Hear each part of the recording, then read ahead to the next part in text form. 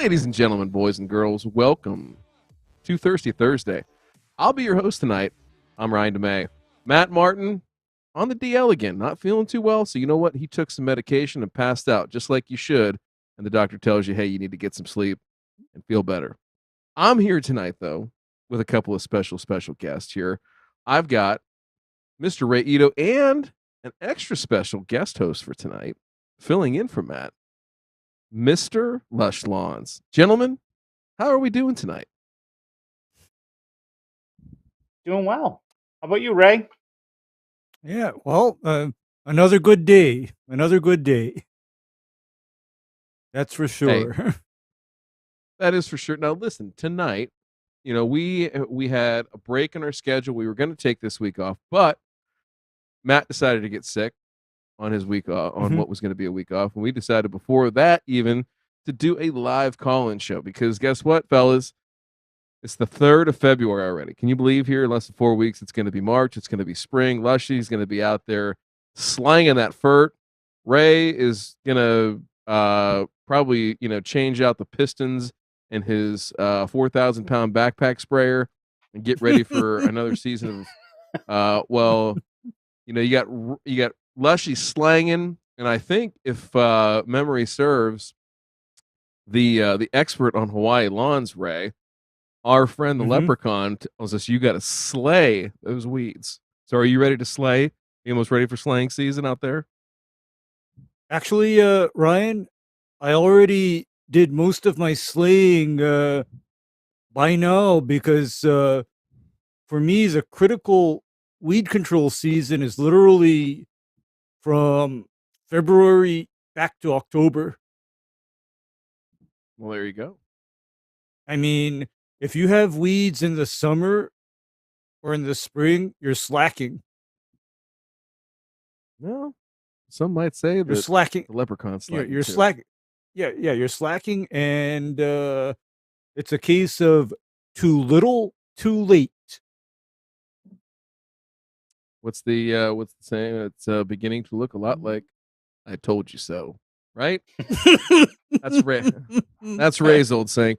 Now, listen, Lushy, I'm excited that you decided to come on. We certainly are appreciative of that. And I didn't want you guys to be alone. Thank you, Lushy. Thank you so much. Really. Can you rub a little bit lower? Oh, yeah, right there. There you go. How'd you know I was rubbing the dog? I didn't know you had a nickname for it. The bounty hunter. What? The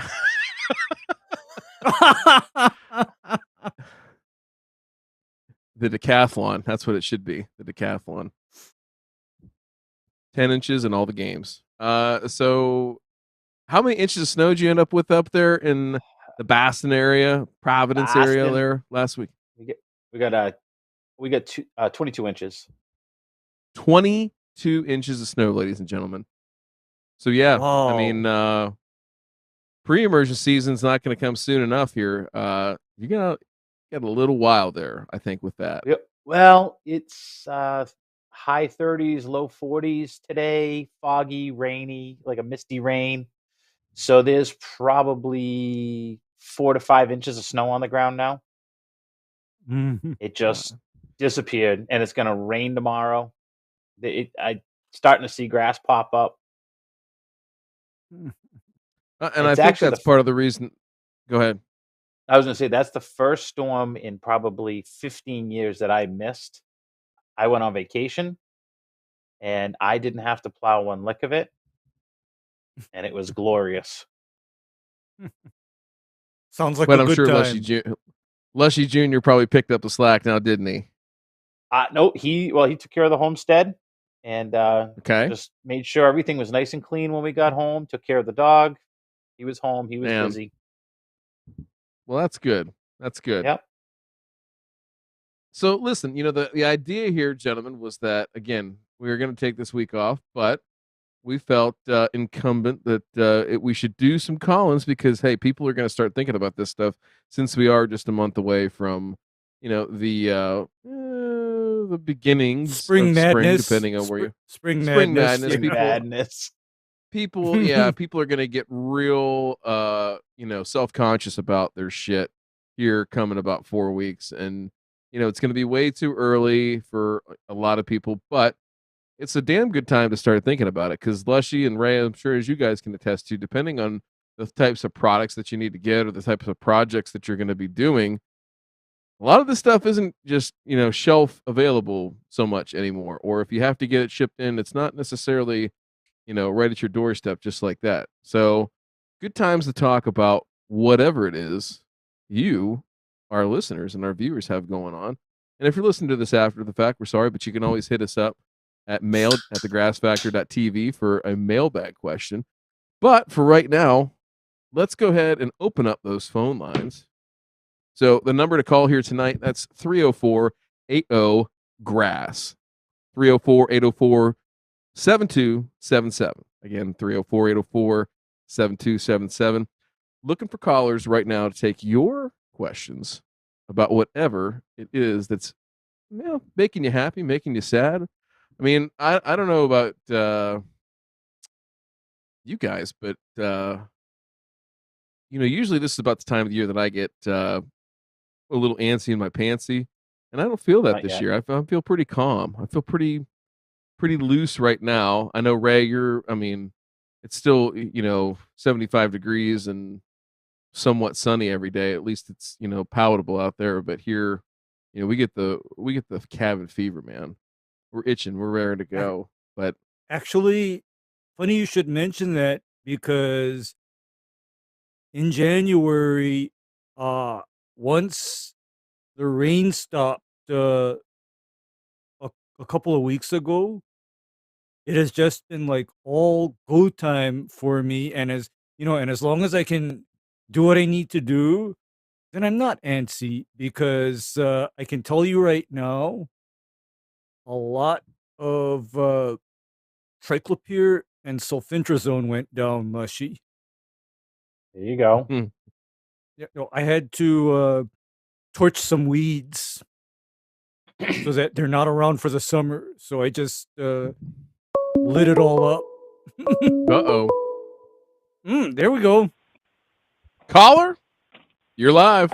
What is going on, y'all? Not Hey. much. Who do we have the pleasure of speaking with? Take a wild guess, man. Man. Busy bees. Busy Ray got bees. Hey, man. How you doing? What's going on, y'all? I just see Not him too sitting much, there man. in his little captain hat and his pipe in his bedroom, just sitting on the phone. I thought he was in that. I thought he was in that cracked in of a garage that he's got, that he's always in when he's, Crack shack. when he's on the Zooms with us. It's. He keeps looking around Hey, like don't hate on the like. crack shack because you ain't got one. Listen, I'm down here in the nuclear winter fallout shelter, man. Like, this thing could survive anything that Putin's got for sure. But what are y'all doing? I don't know, Demi. Well, we know you're in a dungeon. That's true. Well, actually, That's true. you know what his locked. basement reminds me of? It reminds that? me of the basement in Silence of the Lambs. Buffalo Bill right there. I don't have Buffalo a well Bill, in there. And well, if I did have a well, it'd be deeper, so you couldn't hear the bark of the dog. But later on, I'm gonna put on my satin shorty robe and do some dancing, right? So just like Buffalo Bill did. Make sure you got the beer helmet. Oh yeah. All right, so Yeah, can't. Busy bees, what's going on tonight? Let's feel this out here. What's on your mind tonight? Because I know you've always got the wheels turning, man. Regardless of whatever the BAC is, you've always got the wheels turning on something. Well, right now I'm trying to plan on going to pick up my real mower up in Lake Wiley, hopefully this weekend. I got the blueprints and the electrical schematics back for me to build my shop, and I just got to go get my skid steer and start actually grading and pouring my own concrete and digging my own drains. So no longer it'll be the crack shack; it'll be the cocaine castle. Oh, what are you doing? What is this? Are you still building a putting green or whatever like you were talking about a while back? Yeah, I'm still doing that. I'm just waiting for summer to come in. That way I can do my somewhere between like 3 to 6 inch stand cap, like 6 inches in like low spots and like 3 inch across the board. Oh boy, that's gonna be variable depth can work. It's just you gotta have the right sand. So just make sure you pick the right sand. That's you know me. Well, I'm I'm gonna planning harp on on that. trying to get. There's a guy up in Asheville that I've talked to, and he can get me greens grade silica, and I think that's Okay. probably going to be my best bet, unless y'all have something else that y'all recommend. No, But I think can you'll be get okay with tractor that. trailer loads of that. Tractor trailer loads. Is that how big is this green gonna be? Well, I'm doing my entire yard, which is roughly It's gonna be- 40,000 square feet. Was So it the whole thing going to 40,000 be a square putting feet. green? Multiple holes? Well, no, but the whole thing's going to be All the real holes. mowed at least a half inch, Oh my So god. he's and I just want it all completely level. so he's sanding it. He's doing a green dock special right now. He's Yeah. in the process of a green dock special. Sand cap and flatten that sumbitch, and then start real cutting it. Now Busy, are you I got a gonna question for you. I got a question for Busy. Did you ever get your answer for your? You got a customer that has what fescue down the bottom of a hill under a tree, and you can't grow grass there because there's zoysia above so it. I basically come in and I actually upsold him on zoysia. So I'm coming in probably about March, and I'm going to hardly rake everything. Get all my irrigation lines flagged, and then bring in maybe about 3 yards of topsoil. And then we're going to lay, I think, Palisades or Emerald. He hasn't decided which one he wants yet. So, Oh, Ray, what do did you get think? easy money In maker for shade? me. Is there one of those that's better in shade? Yeah, this Emerald's is not shaded gonna under a get big shade. tree, right? No, Emerald actually works in shade. Really? Emerald actually works. Yeah, Emerald works. You see, here in Hawaii anyway, Emerald zoysia works underneath partially shady conditions. It even works when it's real cut. The wide-bladed varieties of zoysias all pussy out. They all bitch out. Are you gonna put that in the marketing material for Emerald? Like all the other stuff bitches out. That's I can see that with like one of those like little caption bubbles right there on the hey, look at this, sweetheart. You see this? All those other Which ones we one looked should at we before. choose? The one I'm that going to add that bitch to my out. list this year. Well, Yeah. it's just that it's not that it's a marketing thing. It's just that that's how it works out in real life. I mean, if somebody has a real low lawn under partial shade, chances are it's Emerald zoysia. If his Chances lawn are. right next to him is Tifway 419. Mm-hmm. Oh gosh. So that's why I Is was it in thinking, shade? okay, let's do zoysia. Makes my life a whole hell of a lot easier when I go to spray. No, good 'Cause I point sprayed because that entire street. yeah, good point because you can do almost anything you can do on Bermuda on zoysia with a couple of exceptions. Almost anything. Yeah, So, because Go ahead. because I think Busy Bees, you know the exceptions where you don't really do that on Bermuda, and likewise, there's a couple things that you can do on Bermuda that you wouldn't do on zoysia unless you want to see the zoysia go away. Right. Right. And thankfully, because you're deep in the transition zone, that situation where you'll need to do that will probably never come up. I can only hope. But thankfully, right now, the only one that I have real mowing is going to be my own personal yard. So I got probably 300 square foot of zoysia, a little bit of rye, all Bermuda, and back behind my fence, I'm going to do a fescue plot as a test patch. So we're going to experiment with that this year on a spring seeding. My goodness. What about tell me, what are you gonna do on the quote unquote putting green type of grass? I would eventually love to go bent, but for right now, I think I'm just going to keep it Bermuda until I can actually figure out how to get irrigation established, because my yard is non-irrigated. Oh, buddy, what are you gonna do? So you're gonna use what kind of Bermuda? Well, right now, just whatever You're gonna the hell I establish it have. with? Oh, don't do that. Listen, listen. Go get yourself. I'm telling you this because it'll work. Go get yourself some Tahoma. Try to get as low cut as you can and roll with that. You'll be a lot happier. Well, I got some celebration seed left over, and I was thinking about No, using don't do that. Do not do that. Okay. Don't do that. Celebration cannot handle green height. In fact, it starts to get real fussy at 3/8 even. It can be done, but it gets hard to keep at 3/8. Wait, hey, everybody wants to know where you're located. Generally, don't give it away. Otherwise, you might have some stalkers show up at your house in the cracked in. Well, Nick already knows where I live, so no big deal there. But upstate South Carolina. Upstate South Carolina. Well, there you go. Yeah, I think Like Tahoma's going to be there a at the winner for bottom you. of the Appalachian Mountains. At the bottom of the Appalachian Mountains. You would be near the bottom for sure. So yeah, I think Tahoma, I think, is going to be your best bet. It's done really, really well.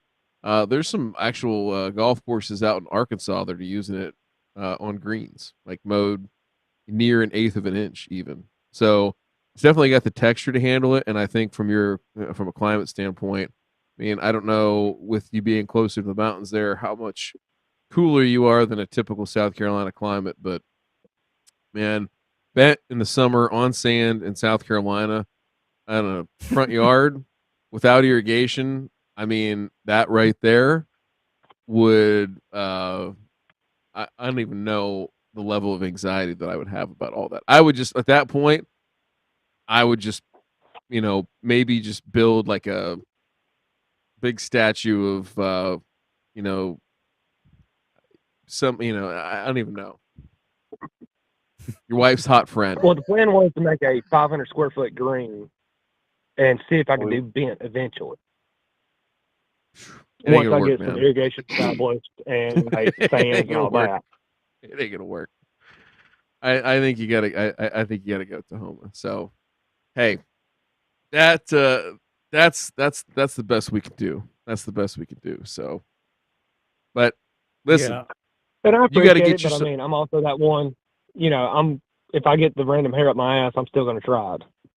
I'll send you a link. There's a guy out there that'll show you how to do a golf course lawn. So Yep. He's not too far from you. Alright, Might send even it to do a me. house call.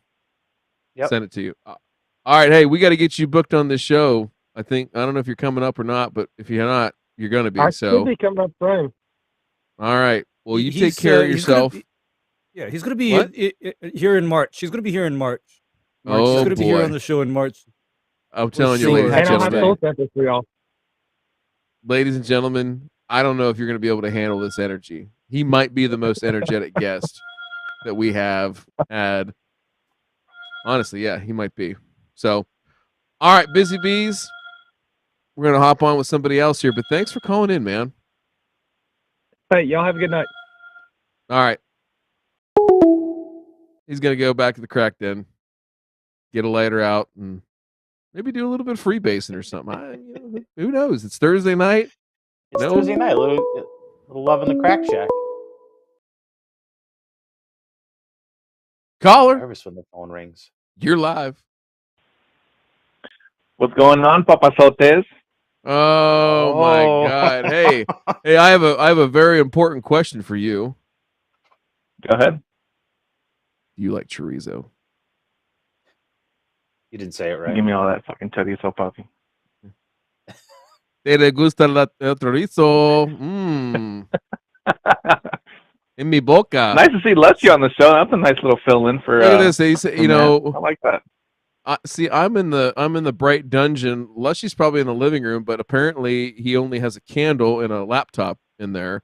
Hold on, I because got it's dark. my whole. This is my big spotlight right here. Hold on. There you go. Oh, That's Is it. that like one of those touch lights that you get like as seen on TV or something like that? Yeah, Remember that? Look at the lighting you guys get with this. I mean, it is unbelievable. You can just Yeah, light I everything think up. you gotta. That I was think 2 easy payments of $9.99 right there. yeah, he got that. That was a today's special value. Look at that ad. Yep, we're gonna Yep. get. He called now and saved a whole payment. There's that definitely was a fine Christmas present. I just want you to know. because your wife was probably like, listen, you look terrible on camera. We need It's some true. light It's to true. highlight how good you do look in person. So We just want to keep that a mystery So- for everybody. We don't want to sell that. for everybody that doesn't know, former guest, I believe our first ever guest, First, yeah. he was Number the one, first. I first. think he was number one. first. Yeah, episode Aldo was 1. first. Aldo Mhm. is here, and Aldo, if you don't know this, is getting ready to literally tear out the asshole and sew a new one in on his lawn here in just Mm-hmm. wow, like a month ish, right? What's going on? Yeah, we're around. We're around the corner. Yeah. I would say at least another month, or maybe 2 months at the most before I smoke all this ryegrass and then start getting to work on prepping a seed bed here for the Bermuda. Yeah, talk all the shit you want. I'm not doing sod. I'm doing the seeded variety. Hate on. It's all good. But what I was calling about was it's actually and it's funny because I think every call-in show that y'all have had so far, I've called in regarding this fucking renovation, right? And I've just followed everything that I've gotten from you guys, and so far so good. But this time I'm looking ahead into like a weed control kind of situation, how I'm going to address some of the stuff that I'm going to have going on during the growing. What I've dealt with in the past, not a whole lot of, I've never seen any crabgrass or Dallas grass on my yard, thankfully. I have had some goosegrass emerge in the past. A whole lot of spurge that I've had in the past that I was able to control with a few things. And I don't doubt that any of that. I don't doubt that it's I'm gonna get some breakthrough there, somewhere during that growing, right? So a few other broadleaves and such. So I know that I've spoken to Ray before what I can use early on while those seedlings are young, and he had mentioned stuff like Celsius was okay to use early. Quicksilver was also okay to use early. I guess what I'm asking is how. I know that Celsius isn't going to target goosegrass, whole well, but things like MSM and Monument and stuff like that. Like, how old does that grass have to be established before I try to go out there and spray any potential weeds that come out? 3 weeks. 3 weeks from emergence, you can basically be running Monument. You can be running the Celsius. And should you have actual grassy weed issues, my best bet has always been Revolver. Revolver is my friend when I'm working with a recently sprigged or seeded area that has goosegrass or other rubbish grasses. I start to make a little mix that consists of Revolver, Celsius, and Quicksilver, and I just start lighting stuff up. I've never done a bare ground seeding with Bermuda grass, so take this with a grain of salt. But yeah, on sprigs, no problem with any of the sulfonylureas 4 or 5 weeks in. I mean, for sure, zero issues with that, and that will what's the verb, Ray? Smoke those weeds, right? Schmoke. Mhm. Smoked them. Smoked. Well, So- and I can tell you that 3 to 4 weeks after initial emergence of Bermuda seed, you had better start spraying, because if you don't, and if you They're let coming. that stuff, yeah, and if you let that stuff get old and tough, Mm-hmm. then you're going to need extreme measures because, Ryan, I remember a job that was seeded Riviera Bermuda where the goosegrass was allowed to get old. Guess what I had to Oh, run on that? Guess what I had to run on that area about 8 or 9 months after it was first seeded? Pilex? Yup. Pilex and Yeah. Syncor. Yeah, Pilex and Syncor. Yikes. that's sending it right there. I'm gonna find. Let's see if I can pull up a picture real quick. And then the other thing I was gonna ask you about is Ray on that Yeah. seed again. I'm in uncharted territory here on the seed, but one thing that will have pretty good efficacy. You know, there's been some research trial that have bear this out, that it's not on the label necessarily, but speed zone, not necessarily as a primary, but as a tank mix with that revolver, can be very very hard on the goose. Any issues going over top of the seed with a little bit of speed zone at a certain point? Yes. Yes. I think I would I think my probably say. temperatures are going to be too hot by then. Oh, come Yeah, on, man. You got to push it a little No, bit. What are you getting no, up I would to? s- Like May. Where are you at in May? I'm well over 99 100 to 100. degrees daytime, dude. I know, dude. 100. Yeah, all those at 100. So the thing is Yeah. that what I always have gone to for as far as speed zone goes, 100 degrees. I love speed zone as a kicker on goosegrass. And by the way, speed zone plus mesotrione or tenacity, or speed zone plus Pilex, Mhm. that's another death mix. I mean, that, you see, carfentrazone is synergistic with the HPPD inhibitors because it delays photosynthesis that causes the weed to take in even more of the HPPD inhibitor, therefore causing more damage. Let's see if I can find. I got some tenacity I can use if. How big is this renovation? Was it 2,000 to 3,000 square feet? Yeah. Altogether, It's it's the like- front yard. Well, my side of the front yard is 2,700. Good size. Get your manual enter out there. Oh, word. You can pluck out a little Yeah. bit too. Oh, I'll do what I have to. I mean, I'm gonna definitely keep an eye on it, and but I mean, I'm just terrified. Like, it's been the last 2 seasons, 3, I should say.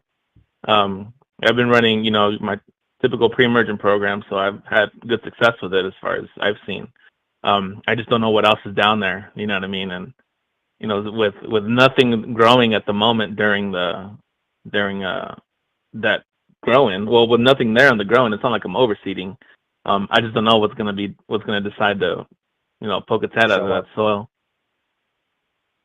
Where do we Yeah. start the GoFundMe for the sprigs? Yes, sprigs Send for it, Ryan. If Aldo. you make it happen, I'll make it happen. Let me see.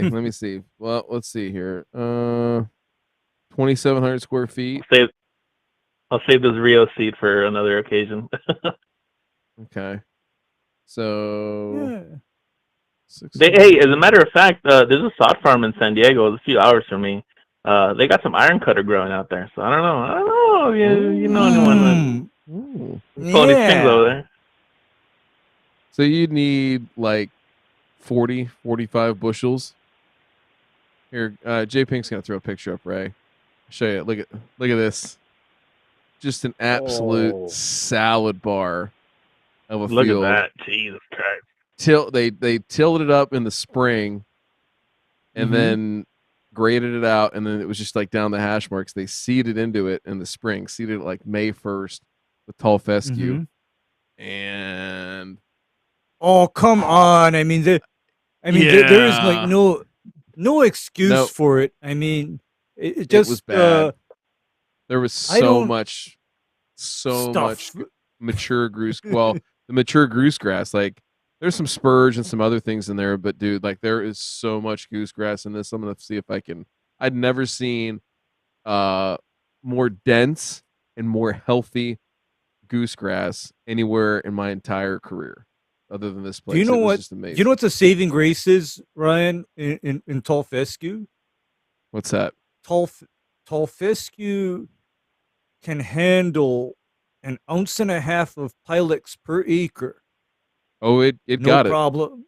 Yeah, I mean, Oh, it got I think it. I remember. mean, I think I remember when you were doing this. You yeah, sent this to me. I remember. Now I remember you describing that situation on the Discord where they did this job. They had no plan for weed control, and all the stuff came out. Right, everything came up it was bad. bad. It was rough. And that's the thing, like that's rough when you see this. This is like a like a youth football organization, or you see people that are taking cues from YouTube and things like that, and not considering the time of year that they're doing it. Can you do a spring seeding on cool season? Sure. Are you got to recognize the risks? Well, you better. And better understand you got to have some stuff in place. Like, to me, standard operating procedure when doing that kind of a spring seeding should almost be quinclorac and mesotrione at time of seeding. Just send it, because, by the way, mesotrione will also stop goosegrass from germinating. Mm-hmm. At least get you. Mesotrione and goosegrass don't like each other, so that's I had another a customer possible weapon. I just saw a customer yesterday in the grocery store who stopped me and says she wants to do no pre-emergent because she wants to do spring seeding herself. Mm-hmm. What? And you heard that 100% correct. She said What? no pre-emergent. I shook my head in disgust, looked at the rice on the shelf, and was like, "This isn't a good idea." See, that's when you got to have the True Green cards in your back pocket and say, "I think you'll be better off with these guys." Oh yeah, Enjoy the rest of your shopping trip. I don't think it's gonna work out. It's $29.99 for that first app, baby. Go get you some. Go get you some. Call me in the fall. I'll fix it then. Although I'm just gonna say, call the sod farm tomorrow and ask them how much it would be for you to pick up. Like, I mean, you would only need. You could get by with 40 bushels. Okay. And if you needed to buy sod and do the old Ray tree chipper method, let's see this real quick. I remember Gibby's trying to find a wood chipper so you could throw the sod through. 40 bushels. I should be able to find it. If I need to get the sod, I'm sure I can find a wood chipper if I need to. I mean, what Home Depot, baby. Yeah, more than enough. Most chipper shredders can handle chewing up sod into sprigs, and like the things that I've read are like 10 square feet for every 100 square feet of area you're going to cover. So what, 270 square feet, about 300 square feet of sod. Yeah, I mean that's plenty. That's like you'd be pallet banging it on thick. One pallet is overkill. So like you could even take what's left of your pallet and go right up against like your flower beds or whatever, something like where you don't want to have to deal with, edges and stuff like that, where it's just. So hey, listen, we're looking out for you, man. Find somebody's truck, buy them a couple beers, drive to San Diego, and trust me, like that lawn will be banging with your weather. And if you can keep the watering right, like you got to keep it wet, like wet, but I know a lot about wet. I got it. Oh, I know. Yeah. Like Saturday night at the Olive Garden. That wet. Soup, salad, breadsticks, and sod, like that. Okay. That's all you need. So- That's a hell of a Saturday night. That's what I'm talking about. Yeah. So I'd look into Yeah. it. Give him a call tomorrow and say, hey, cut me a pound of iron cutter. What's it cost me to come pick it up? All right. You'll be a lot happier. You can Swing donate through that Home Rio Depot, to some pick sucker. up that chipper. Oh suck yeah, it through, return it. Abuse that thing. I mean, just straight up. You want the insurance on that? Nope, not Yes. going to need it. I got it. All right, guys. All I right. appreciate the input. Happy to, you guys have these shows. I can always just call you guys. I know I can bug you outside of here, but I try to take advantage when I have the three of you guys in here. I can just be like, hey, yeah, the three of you got to answer my questions. So thanks again. Hopefully you get a cool season guy to call in next and talk for some cool season. All right. All right, we love you too. All right, I guys. hate You have a this good night. time of Take it year. easy. See y'all though. See you all. What's up? All right, later, man.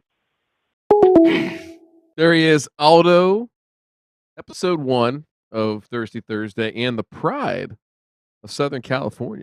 I mean, really, guys out there. I mean, listen. I know that we all live in vastly different climates here, right? The panel, but 100 degrees in May, there's like nothing about that is appealing to me, No, and not one bit. I don't get it. I don't. Caller, you're live. Hey, Oh, hi. Oh, hey, how we doing? how are you? I mean, I'm okay. How about you? I'm fine. Well, in fact, maybe fair to Midland. How about that? You don't hear the kids say fair to Midland anymore, Lushy. They just don't. No. It's just not. It's not in their vocab. It just. I'm okay. We should really work on some new adjectives to describe how we're doing. All right, who do we have the So you pleasure of guys, speaking? you with? guys need a cool season lawn, right, to talk about tonight? I mean, if you have From one, yeah. Massachusetts, maybe. Yeah. Oh, Yeah. is this Mr. Yeah. Is this their? Oh, this guy sounds like a Are we- lawyer. Are you a cop? Are you a cop? Are you a cop? I'm a. You a narc? I am not a cop. Do you participate in Shut the Fuck Definitely Up Friday? Because definitely a we're only 2 hours and 21 minutes away from Shut the Fuck Up Friday. we are. But no, I'm a lawyer. So. All right. Well, hey, this I have a thing for my grass. So. This is our sponsor, one of our sponsor? sponsors. Yeah. Jesse Biscuit Law. So this guy, a huge Such fan a of the good show. lawyer, We're a he has huge fan his of own him. ski And mountain. is that true? Is that true? It does. They named a mountain after Bousquet this Mountain. guy? Yeah. Say that again. Bousquet, Say that again. Yep. You have your own ski What? resort. Oh, Bousquet Mountain out in Western Mass. I was breaking your balls, Lushy. It's yours. We know it's yours. This is how Yeah. good this guy is. Seriously, like that's when you know that you should not fuck with a guy when there's an entire mountain named after him. There's a lot of Probably places to distant hide relative, people. right? I don't know. All I mean, you do got to is figure defend criminals and evict deadbeat tenants. That's it. making the world a better place, sir. We appreciate it. I So hope so, my friend. So how to lay out? First of all, before we get into the question, a brief interview here is how explain a little bit, in 60 seconds or less, the life journey of what you were doing before law to law, and then how did lawns get interwoven into that? Because I think you were in lawn care prior to law, so this should be an interesting story for other folks to hear. All right, so I'll give you the minute here. So essentially, I was a late bloomer, I guess. I didn't go to college until I was about 25. But what ended up happening was in high school, I got a part-time job as a mechanic working on Volkswagens. And then that carried over until after high school. Didn't really need to do much, just work on cars. It was great. Made me a living. Bought a couple houses. And then I decided to do a couple other things, and I ended up changing the career from working on vehicles to sort of hydraulic, really pneumatic conveyors, actually, in a huge warehouse like this. Yeah, this is 200,000 square foot warehouse or whatever. And then I ended up working for a municipality for a bunch of years in wastewater as a mechanic, fixing every piece of equipment that you could imagine, front end loaders, skid steers, all that stuff, as well as the wastewater treatment stuff. But while I was doing that, I was going to school at night. So got my bachelor's degree in history, which is absolutely useless. So if anybody has any kids doing that, you might want to talk to them about changing their major. And then, my grandfather I was pretty tight with my gramps. He was one of my biggest heroes. And I came home from taking like one class in law and said, I think I know what I want to do when I get out of college. I want to go to law school. And my grandfather just said, I'll hold you to it. So I couldn't really let him down. So I ended up in law school. Yeah, I ended up in law school. I quit my job in 2009. I prepared pretty well, quit my job in 2009, went to law school full time, and the rest is history. I was barred first in Rhode Island in 2012 and then Mass in 2013, January 2013. Wow. And I hung my shingle in January 2013 because it was pretty tough to get a job then. And I was also, truth be told, I was in my, I think at the time I was in my late 30s. So nobody really wants to hire somebody that's in their late 30s, I don't think, as a first year associate lawyer. So I hung my shingle. First couple of years were pretty thin, but after that, been doing pretty well. And but I did. So I did skip the very important part. True Green got me my pesticide applicator's license back. Oh boy! I was sort of in a sort of a gray area where I was kind of between jobs, where I was working on, I think, Japanese cars at the time, and then I had a friend that worked there, so I went over there. They trained me a bit, and it really. I did not like the job, we'll put it that way, but I kept the pesticide applicator's license for a long time. I let it lapse, but I'm going to get it again, I think, just to have it so I can buy stuff that I'm not supposed to be able to buy, I guess, and use stuff that I can't buy and use here in Mass. But that is leveraging the law, sir. That's what lawyers are supposed to do, right? I mean, you're well within your rights. So, hey. As your turf lawyer, you're gonna need your RUP for your neonicotinoids in Massachusetts as of July 1st this year. That's the point. Yeah, imidacloprid and whatnot. Yeah, I'm pretty. It is what it is. I'll get the license and that'll be that. See, so look at this guy. Look at this guy. So what's your question on your lawn?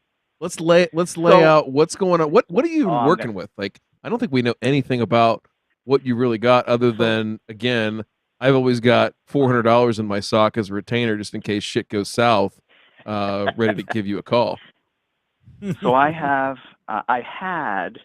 a nice little bit of a salad with tall fescue and some Kentucky blue, and a little bit of fine fescue in the back because it's pretty shady. And I had this crazy idea last fall I have a landscaper friend. He came over. I had these clumps of tall fescue, and it was really bugging me. So I had him dig up all that stuff by hand because I didn't have time. Obviously, I have other things to do.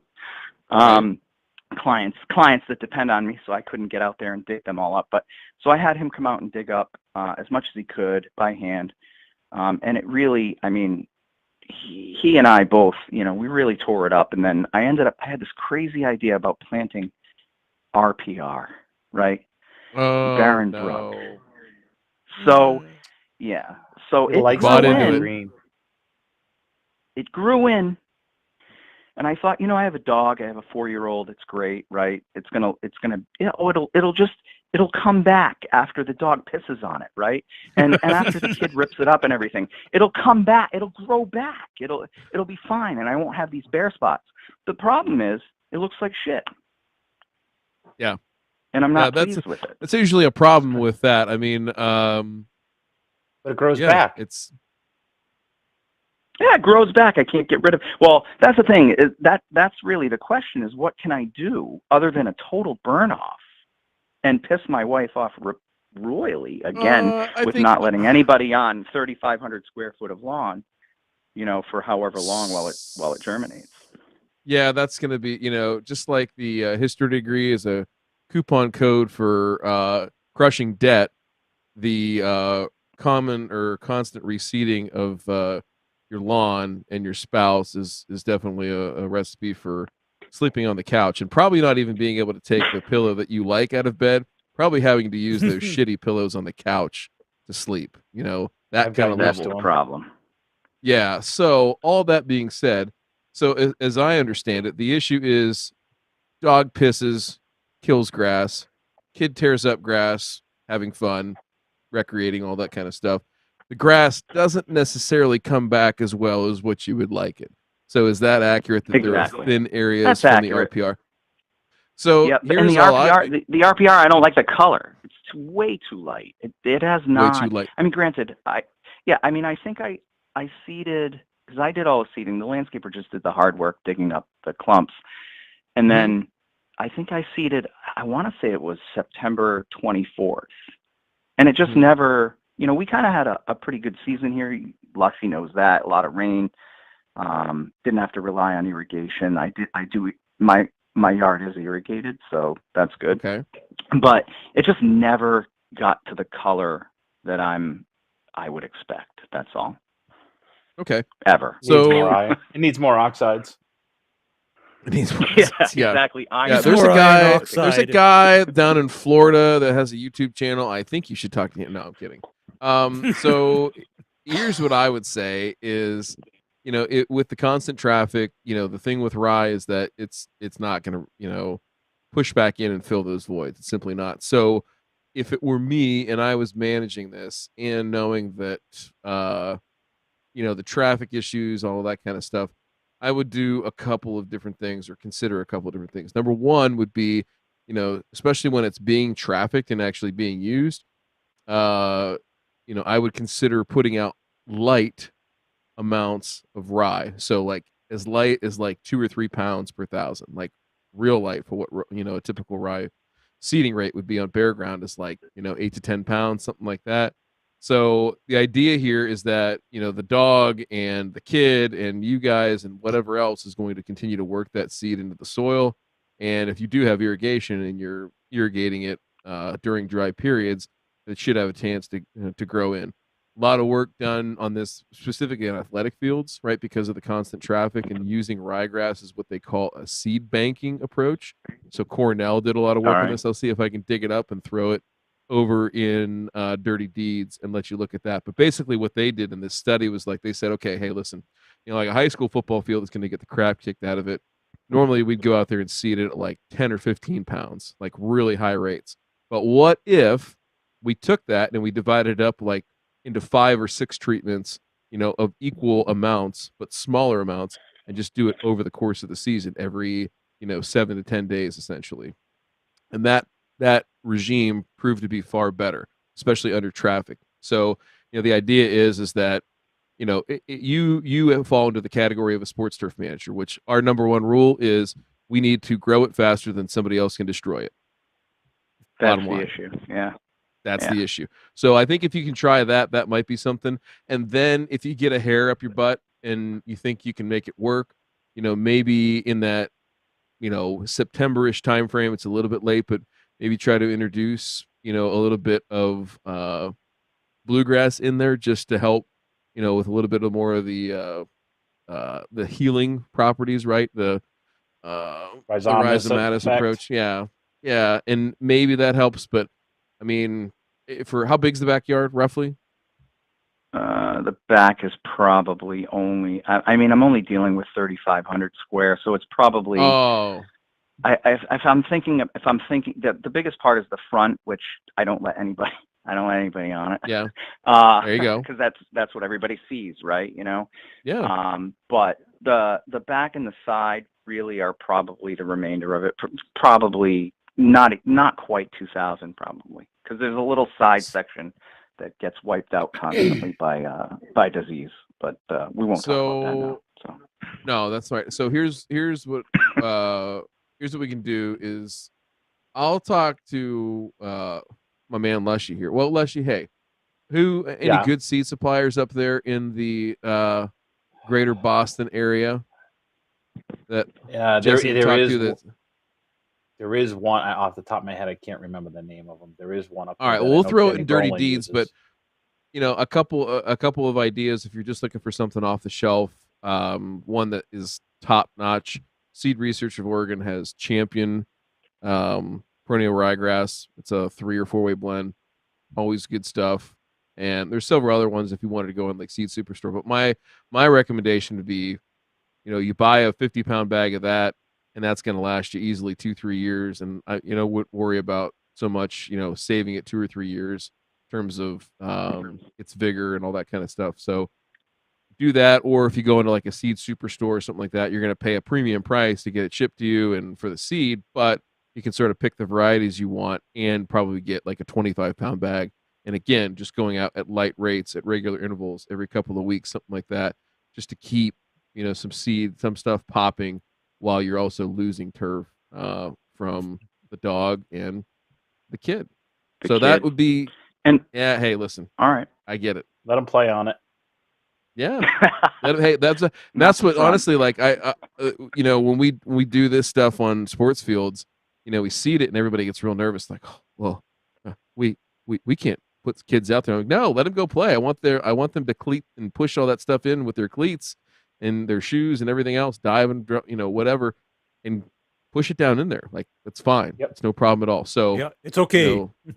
that's that. You're like, your wife's gonna look at you like you're crazy. Like, hey, I just see the lawn. Can you send the dog and the kid out there to go wrestle around a little bit? Yeah. She would think I Are was you crazy sure? at that point. See, that's you No, got. I Hey, gotta- She listen, probably you already got to does. you got to keep them off balance. You got to keep them guessing whether you're sane or crazy, especially if you're a lawyer. You don't want anybody to know your next move. That's important. She's also a lawyer. Oh, well, then you're screwed. Whoops. Oh, you're screwed. Whoops. So Whoops. would she let you kill the front yard and not touch the back and the Ooh. side? Let the kid and dog So play I think and so. do. Yeah, I could burn off the front probably without much fanfare from her because I don't let anybody on it anyway. Period. Right. You know? So There you I mean, go. you could do the fun spring lawn. That's always a great time.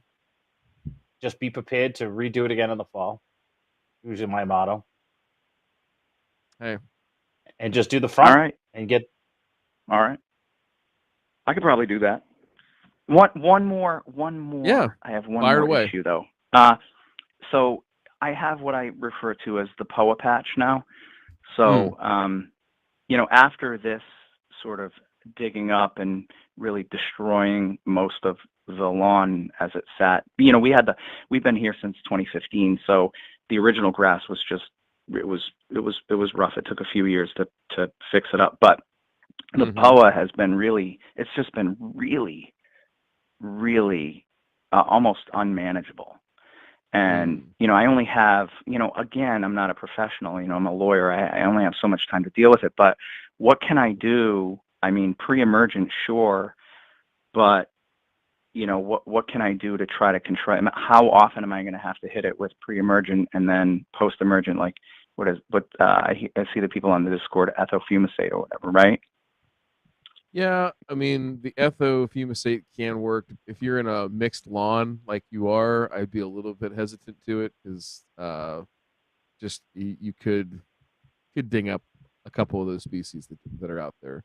That's number The one. Kentucky what about- bluegrass Yeah, can be a little sensitive, so that would be my Yeah. only caution. tall is that fescue a it little can- bit. Sometimes tall fescue too. Perennial ryegrass will take it, no problem. Like that's Yeah. what it's. Okay. Eats it up.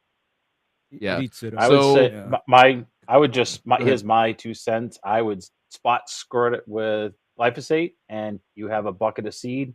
Throw some seed on it right after. Let that grow Okay. right in that spot. And it's probably the easiest, most non-going crazy way to fix it.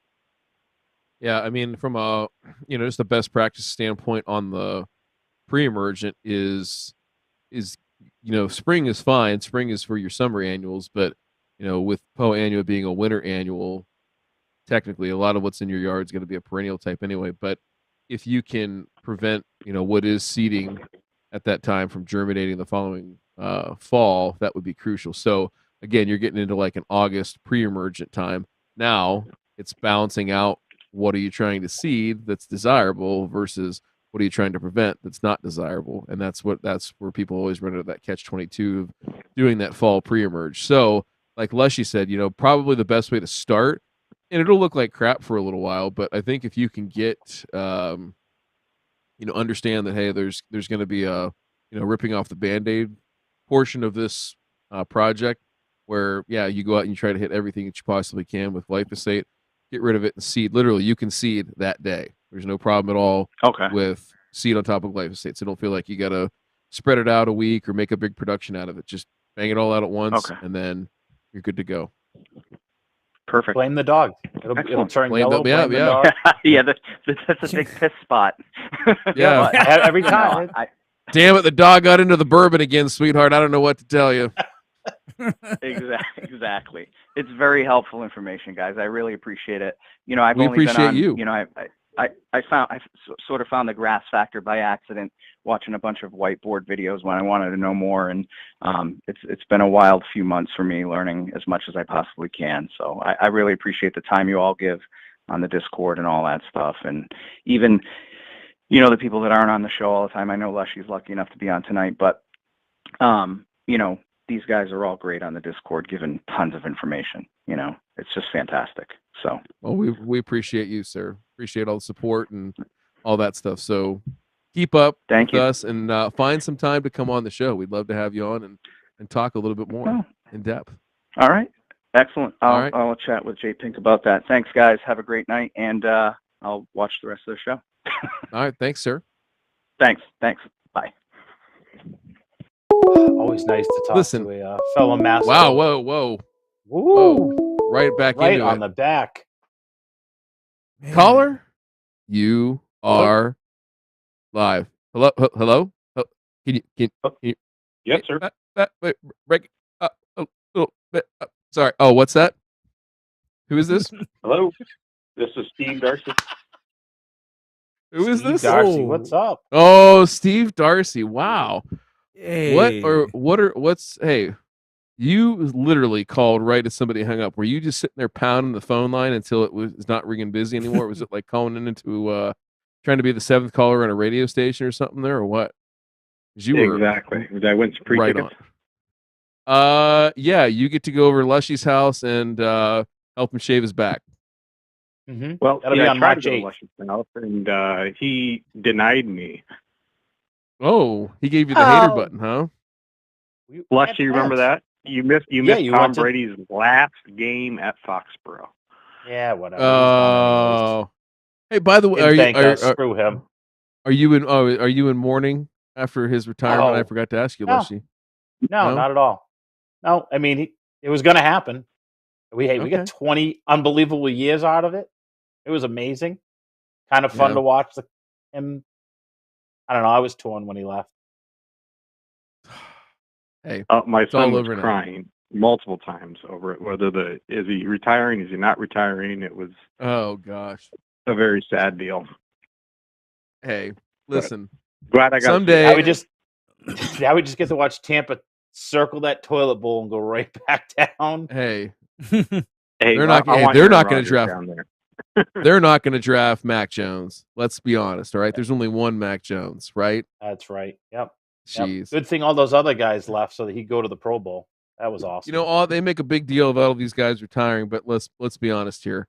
I don't know what the guy's net worth is, but it's more than enough. And worst thing in the world is he gets to wake up naked next to his supermodel wife every day. I mean, it ain't all bad where he's going. It ain't. It's not like he's going to like Shady Acres retirement home. He's gonna be okay. So hopefully, Steve, when your son is old enough to understand all that, if he is, put it in perspective. Like, hey, he's built a pretty good life outside of football. That he's gonna be okay. He'll be fine. Yeah, I think I could see him. I could see him coaching or something like that. I don't know. No. Seems like I don't know, man. I think there's like a competitive bug in him that would want to at some point. Maybe not. I'm not saying like NFL. That's what I'm saying. I could see him being like his kid's high school football coach or something like that, and out there like going nuts and screaming and high-fiving people. But anyway, we digress. Oh, speaking of which, funny you mentioned retirements in Tampa, but probably one of the best NFL field managers, Wayne down there at the Bucks. He just retired too after that last game. So he was he had 31 years in, I think, down there. So Really? he was there at the Big Sombrero before they were in the new stadium and everything. So yeah, he When they were kudos wearing to their him. creamsicle colors and Yes. Steve DeBerg. Remember Steve DeBerg? Man, he was From the Chiefs, yeah. Yeah, well, he came over. He was like the last few years he played for Tampa Bay, and man, that was Ray. You'll appreciate this. The one of the all time greatest quotes of a coach, right? John McKay, who coached the original version of the Buccaneers, and they said, "Hey, what do you think about the execution of your team?" Coach said, "I'm all for it." I'm all for it. See, that's the I kind got of it. we got death talk in here. Even though we're talking football, and we even circled back to death for Ray. All right, Steve, we digress. How can we help you this evening, sir? Oh, I was just calling in to see, all the doom and gloom from seed prices, fertilizer prices. Calling to see what you guys were looking forward to this year. Oh, like so as a yin to the yang of all the doom and gloom stuff? Exactly. Yes. Oh, okay. Yeah. I mean, let's see.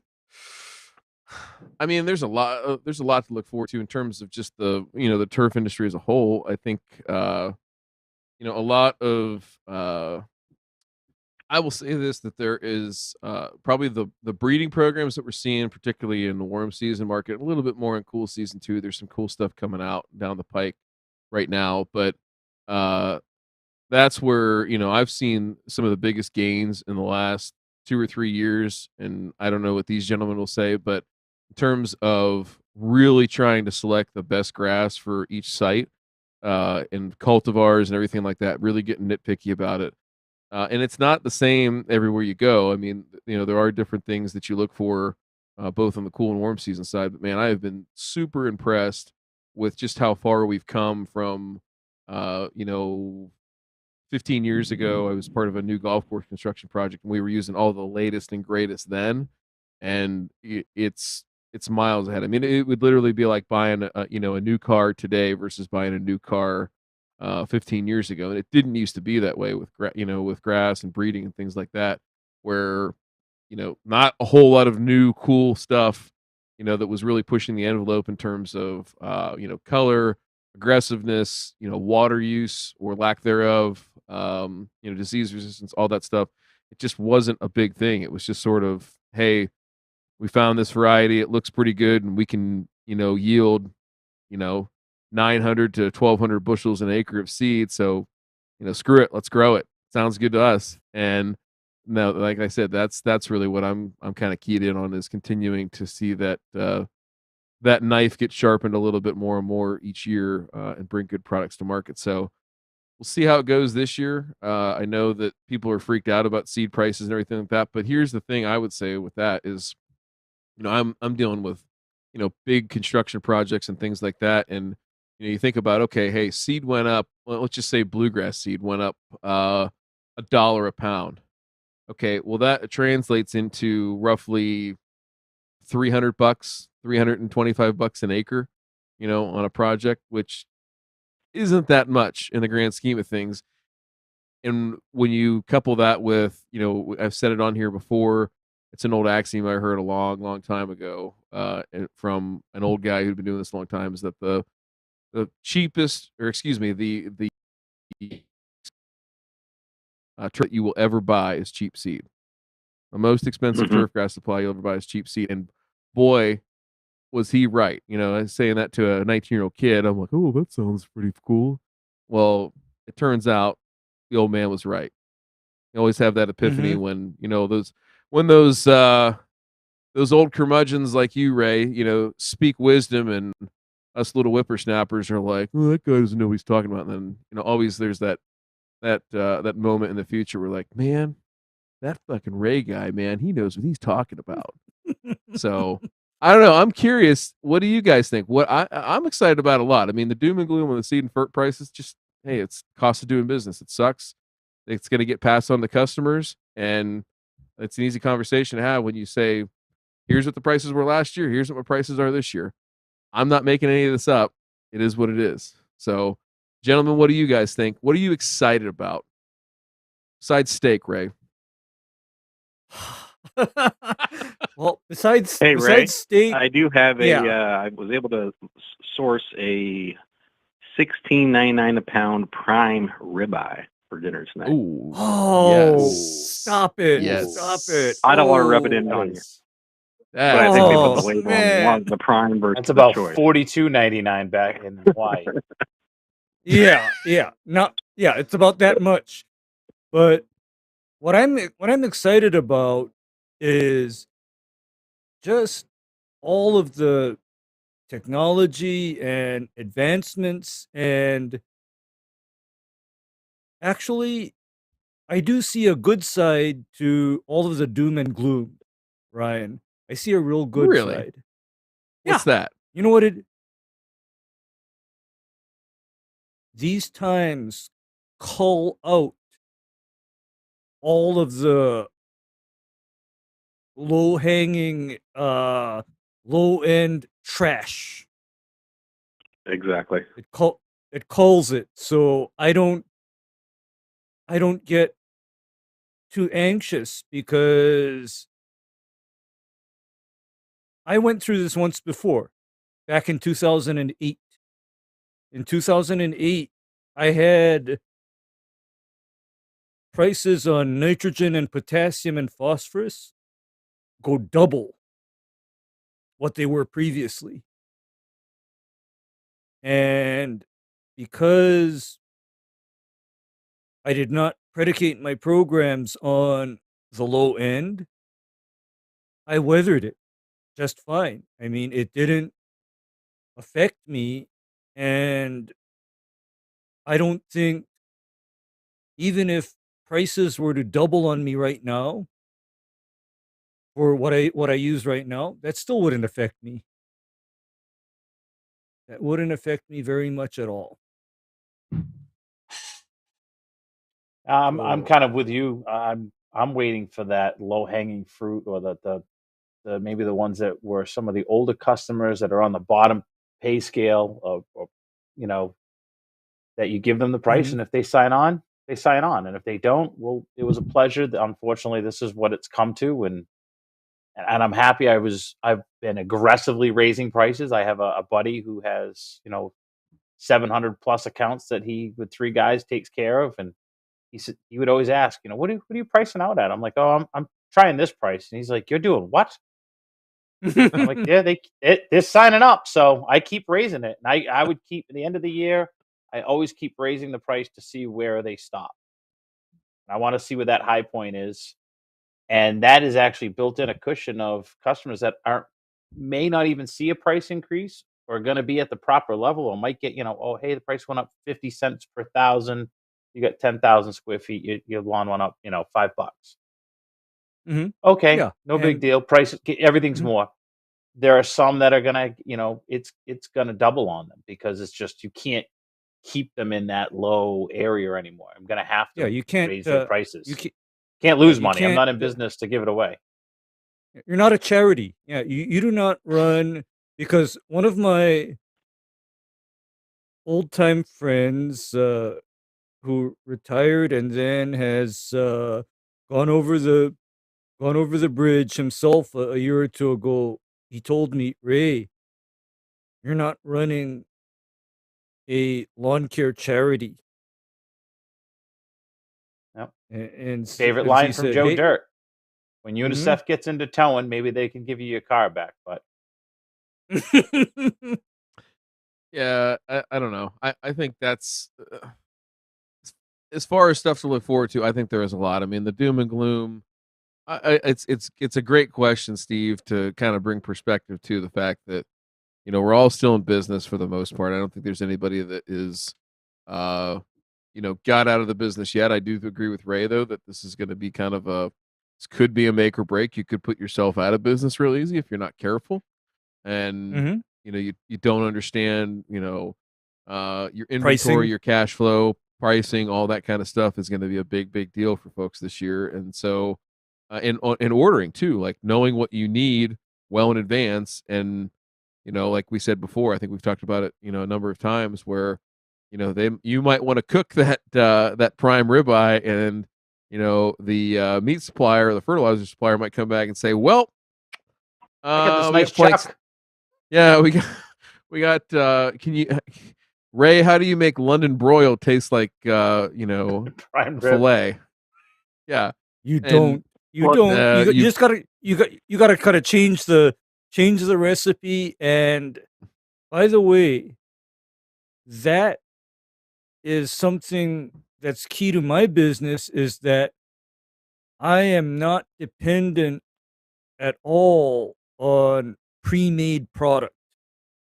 I don't depend on it. I don't need it, because I'm basically applying ratios and amounts of material per acre. I'm not wedded or married to one particular analysis.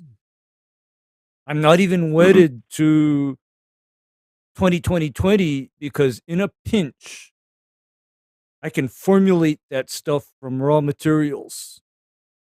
yeah, and I think that's gonna be the big deal this year. Is just making something out of nothing, making a delicious meal out of a shitty cut of meat, or Mm-hmm. taking fertilizer that you're not used to using, or products that you're not used to using, and doing the best with it. And I think that's the mark of a true professional in this industry or any other, is that, okay, hey, what are the circumstances? Okay, well, how do we make the best out of it? And like Leslie said, sometimes there's situations where it just doesn't warrant, continuing on in a business relationship. But just from a practical standpoint of doing the work, I think there's a lot of folks out there. Here's what I would say. I would look forward to is, I think there are a lot of folks out there in this business that are going to be pushed to do things that they're not comfortable with, and push them out of their comfort zones, and it will be a good thing for the vast majority of Mm-hmm. them. The vast majority of them. They I, will realize that they're good at what they do.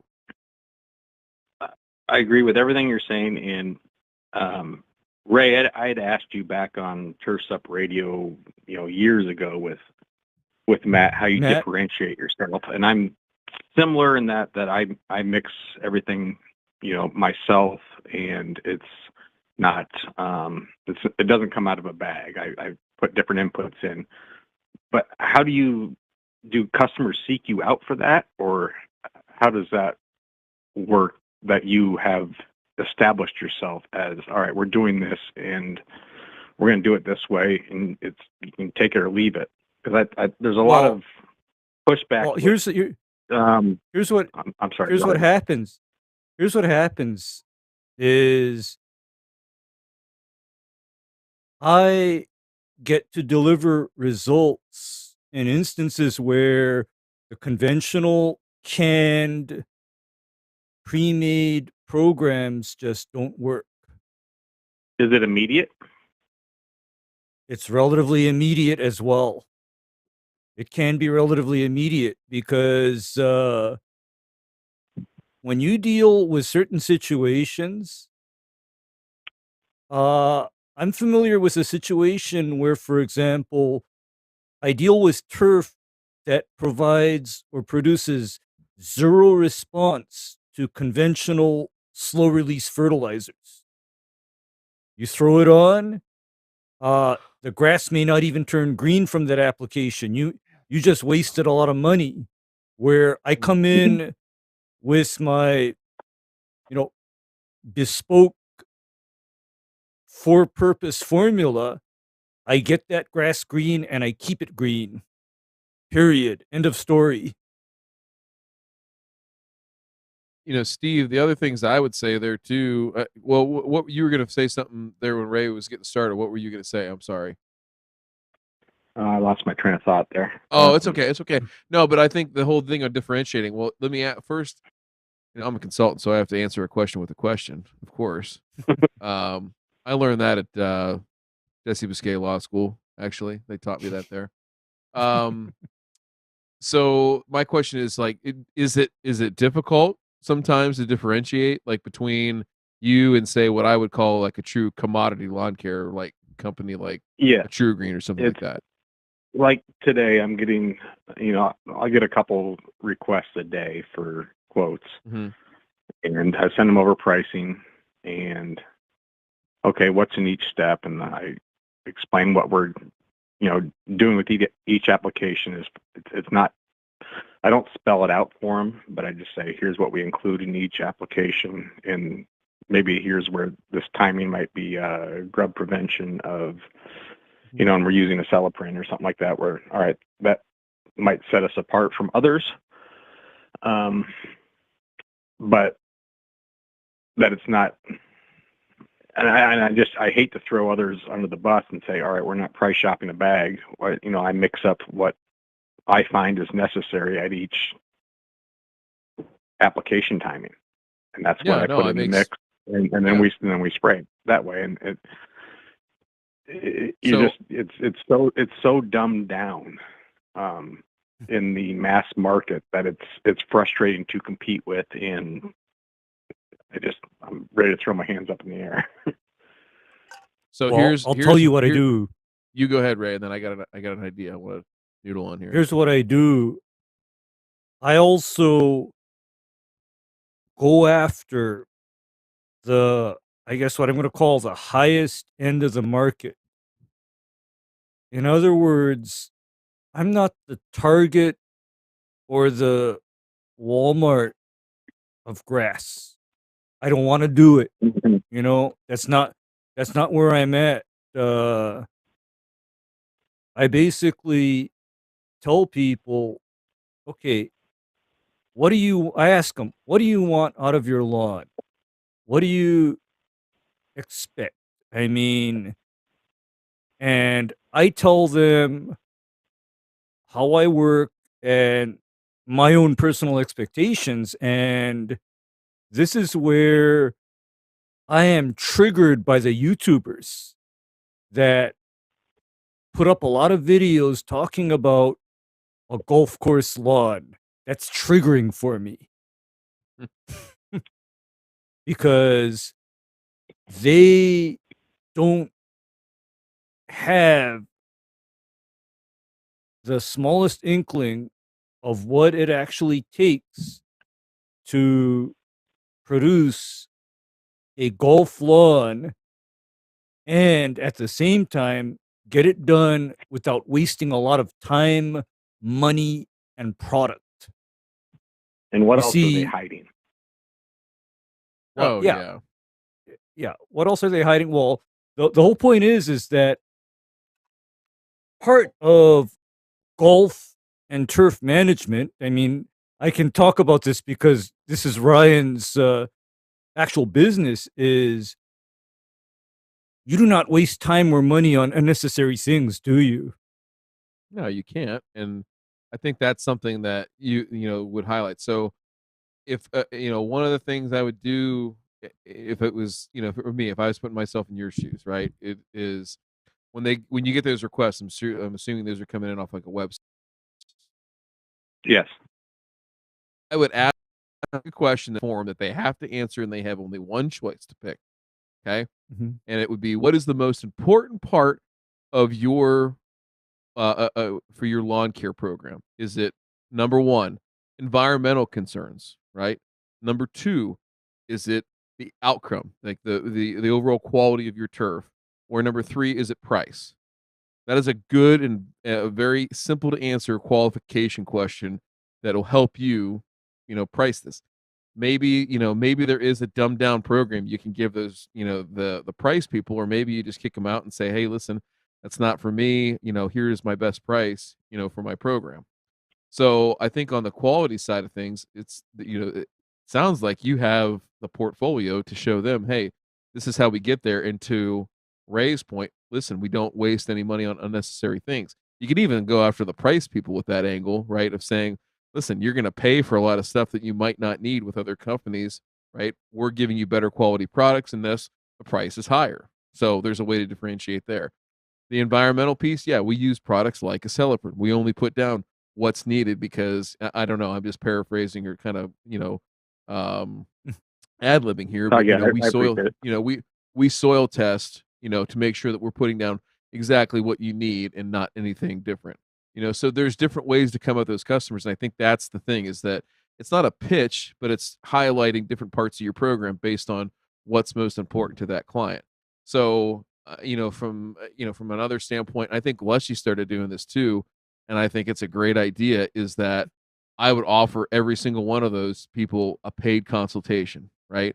I know a lot of people come out and look and do for free, but how many of these companies now just go and they do find my lot size and they figure out how big your lawn is. They apply, whatever their per square foot or per 1,000 square foot price is, multiply it and send the quote out, right?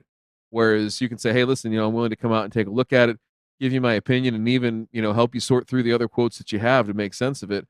And that's $50. At least there you're getting some paid discovery time, some FaceTime with them that maybe other people can't do. You're getting paid for it, and it's something you can do in the off season. It's another chance to upsell yourself and sell the service. We'll even pull your soil test at that time, for free. I don't know if you can get a low cost like a Waypoint or something like that. That's $13. You throw that in. Hey, it's yours to keep. I'll send it off to you. You can figure out what you want to do with it. If you want to get that high touch, you can, and maybe it's only for certain clients of the people that answer that qualification question. But I think that question right there is how you start. That's the easiest way to start. We talked about a lot of different things you'd have to implement into your business and your sales process. If you can just implement that first one and see how it goes, I'd be very, very curious to hear the results. Well, Ryan, we started with that. So I wrote an ad for the next door service. Mm-hmm. You guys are familiar, and it was more about testing and this and that and the extensive levels that we'll go through to, and I ended up with a bunch of lawns that have problems. And those were the folks that were reaching out and like, okay, I'm happy to help. And but it was always in the middle of the summer where, all right, there's not a lot I can do right now other than Band-Aids. That was the tricky part of that. So I do like your idea of the consultation fee. And, to me, it's silly that the amount of contractors that are providing free quotes, but yes, generic quotes without actually seeing things for themselves and a personal service. And I think that would, I think that's a good point that would disqualify a lot of people that say, all right, whoa, I want the guy that's got the Valpak coupon or whatever that I get my first treatment for free or whatever, Well, and I think that was one of my main reasons. I don't mean to cut you off, Ryan. That was one of the main reasons of instituting that consultation fee. And I include the soil test with it. And I go, it does get rid of if they're serious enough to pay you $50, $60, $75 for a consultation soil test with, your estimate that then comes after that, they're a serious customer. They're ready Aaron, to do you spend charge money. everyone that calls you do that? Yep. That is something I started at the end of last year, and I really got zero pushback on it. It's been great. Really? Yeah, awesome. It really has. And I mean, I've had a few people say, "Oh no, I don't want to do that." And it's like, well, your lawn program could cost you $400. It could cost you $2,000, depending on what we need to do. But I don't know that unless I actually do this report. Correct. And so, that's great. And I think the other part of that too, and I don't know if Lushy does this or not, but I'm sure he does some form of it, is that that initial meeting, should they qualify, right, and they want to go through that, obviously, like he said, they're a very warm prospect. Well, then at that point, that is when I am, taking a good look at things, right? And you always want to do the soil test and understand what it's about, but at least I think you could probably have a reasonable expectation that you can start laying the groundwork for some short, medium, long-term expectations, right? So, hey, given the condition of the lawn and some things you see here, like, hey, what are your pain points? Again, ask them. Don't go tell them, hey, here's all the cool shit I can do for you, because I know how to do it. It's tell me what's most painful. because that right there, again, is going to qualify whether you're going to be a good fit or not. If they're saying, hey, you know what, I'm thinking I want to sod the whole backyard. I don't know if you do that or not, but okay, hey, like that's good to know. That might change the way that I go about doing things, here over the short term, right? So I think asking that question and then starting to lay out those expectations and then say, okay, hey, we'll circle back to this after we get the soil test back, because then I can really lay those things out for you of, the one or two items that we're definitely going to see improvement on or see results in that first, 1 to 3 months. And then, by the end of this season and by the end of next season or whatever, those time horizons you think are appropriate. But again, that first touch of seeing that, for yourself, so you're not like, oh shit, like there's no way that I'm going to be able to do what they sent in this email. I mean, I can't tell you how many, like, and I, the reason I'm saying all this is that, I do some form of this, right?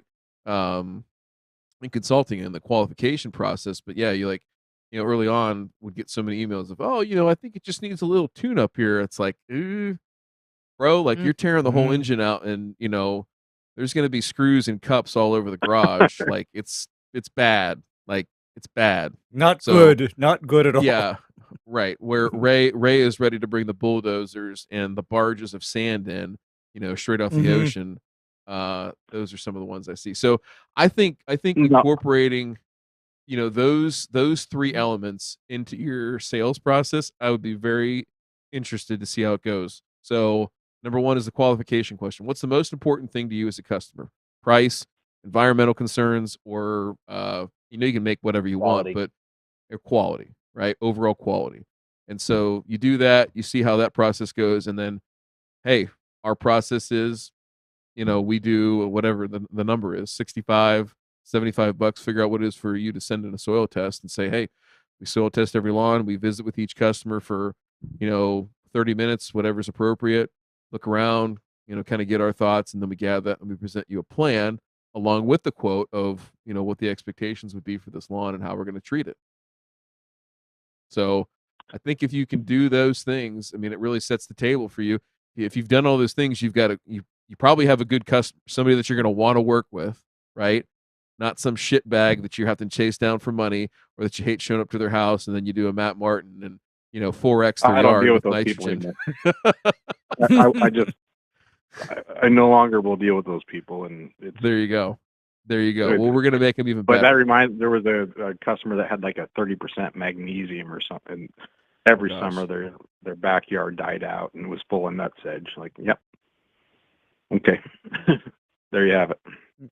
Yeah. Sometimes you're not going to get those results with the budgets they have, and you gotta cut them loose. So I don't blame you. I think it's fine, and I'd be interested to see how it goes. So it's like I said, 1, 2, or all three, try those out. But I think you start in order and scale up in that process of adding more layers to it. But that qualification question, it could be really, really powerful on that one piece. It at least tells you how you to approach it, and I think all of those could be an angle of your program depending on how you want to go at it. And then it just comes down to price. Is it worth it to them or not? So see how that Steve, goes. you offer a reward to customers that give referrals.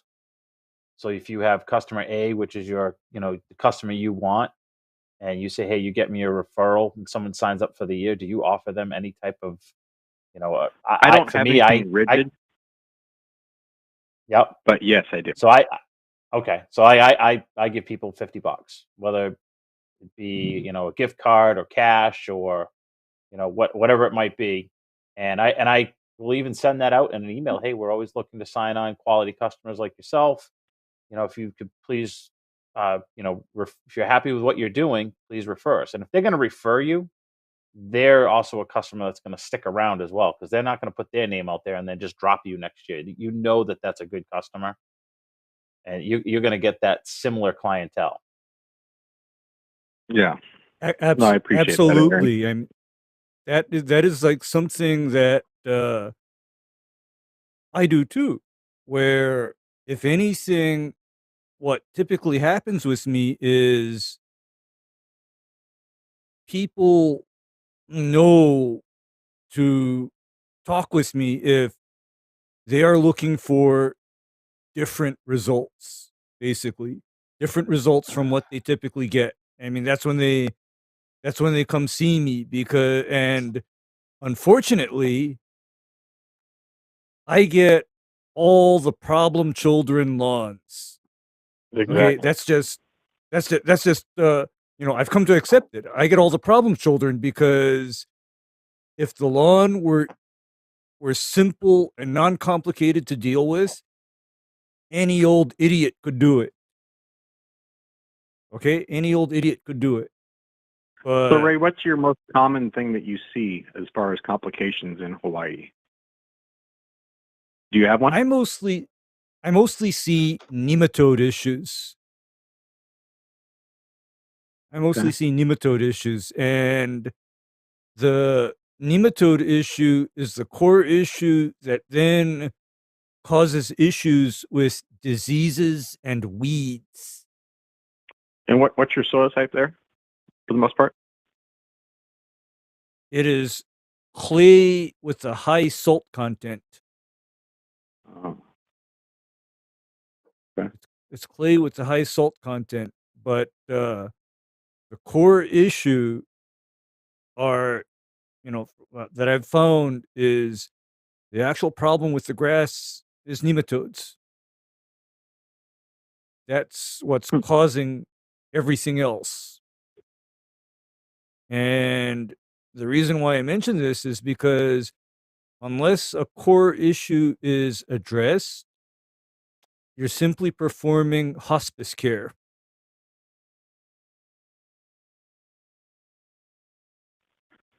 So what's your resolution for the nematode issues? Nematicides. Actual nematicides. Are these on lawns that are treated with fungicides? Yes.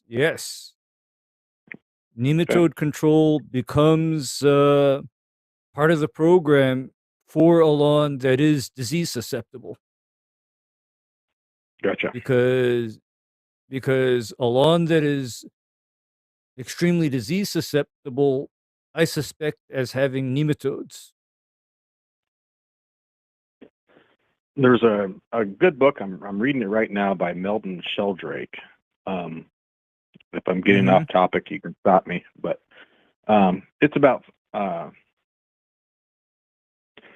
fungus and mushrooms and this and that, and the ability of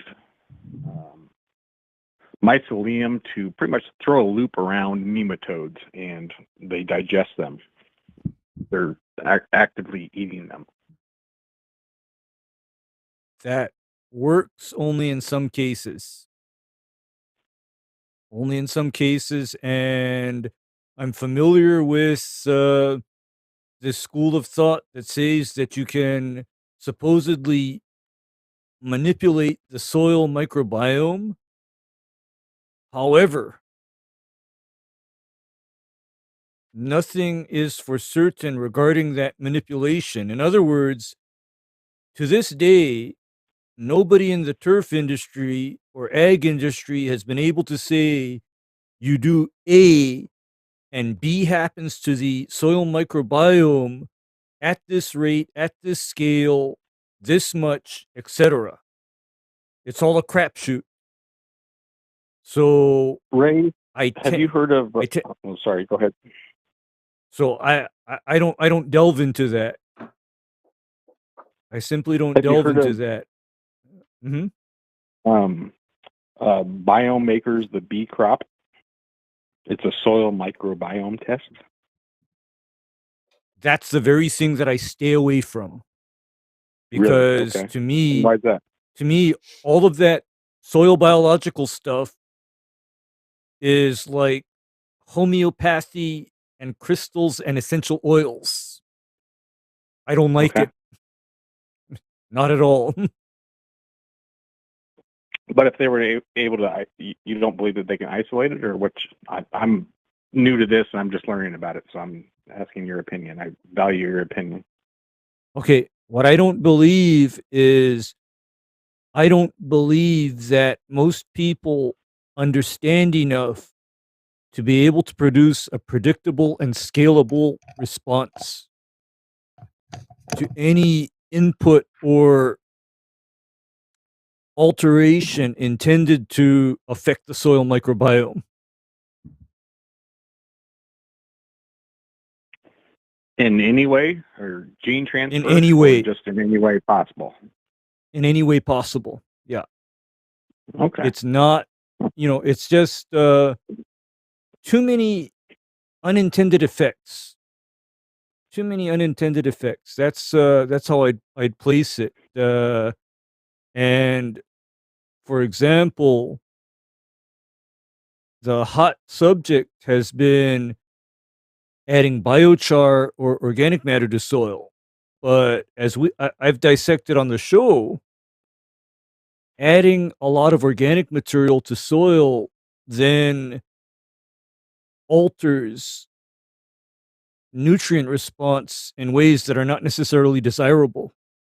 Because in the case of nitrogen, for example, I want to be able to turn on and turn off nitrogen response just like I'm turning on and off a light switch. Absolutely. Yes. Reared its ugly head for me this year with grubs.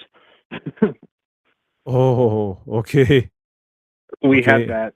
Gosh, I feel like I'm taking up all your guys' time, but no, you're good. You're good. We need to get you on for a show because this is good. Yes, this is good stuff. This, last year, and we had a product with what's the Morganite? What do they call that nonsense that they? Anyway, it was filled with Morganite, and then I think it reared its ugly head. Come this year, it was extremely dry, and then we got some rain. It was hot and dry, and then we got rain, and oh, gosh, the grubs sure made themselves present. And through some sap testing, we saw extremely high levels of nitrate and ammonium in our grass. Mm-hmm. And I can also tell you that, as a rule, grubs tend to gravitate towards soils that have high organic matter. Makes sense. It's easier to move. Okay. No, not only that. The preferred food for grubs is actually non-living, dead organic matter. That's the preferred food. So them feasting on the roots of grass is incidental.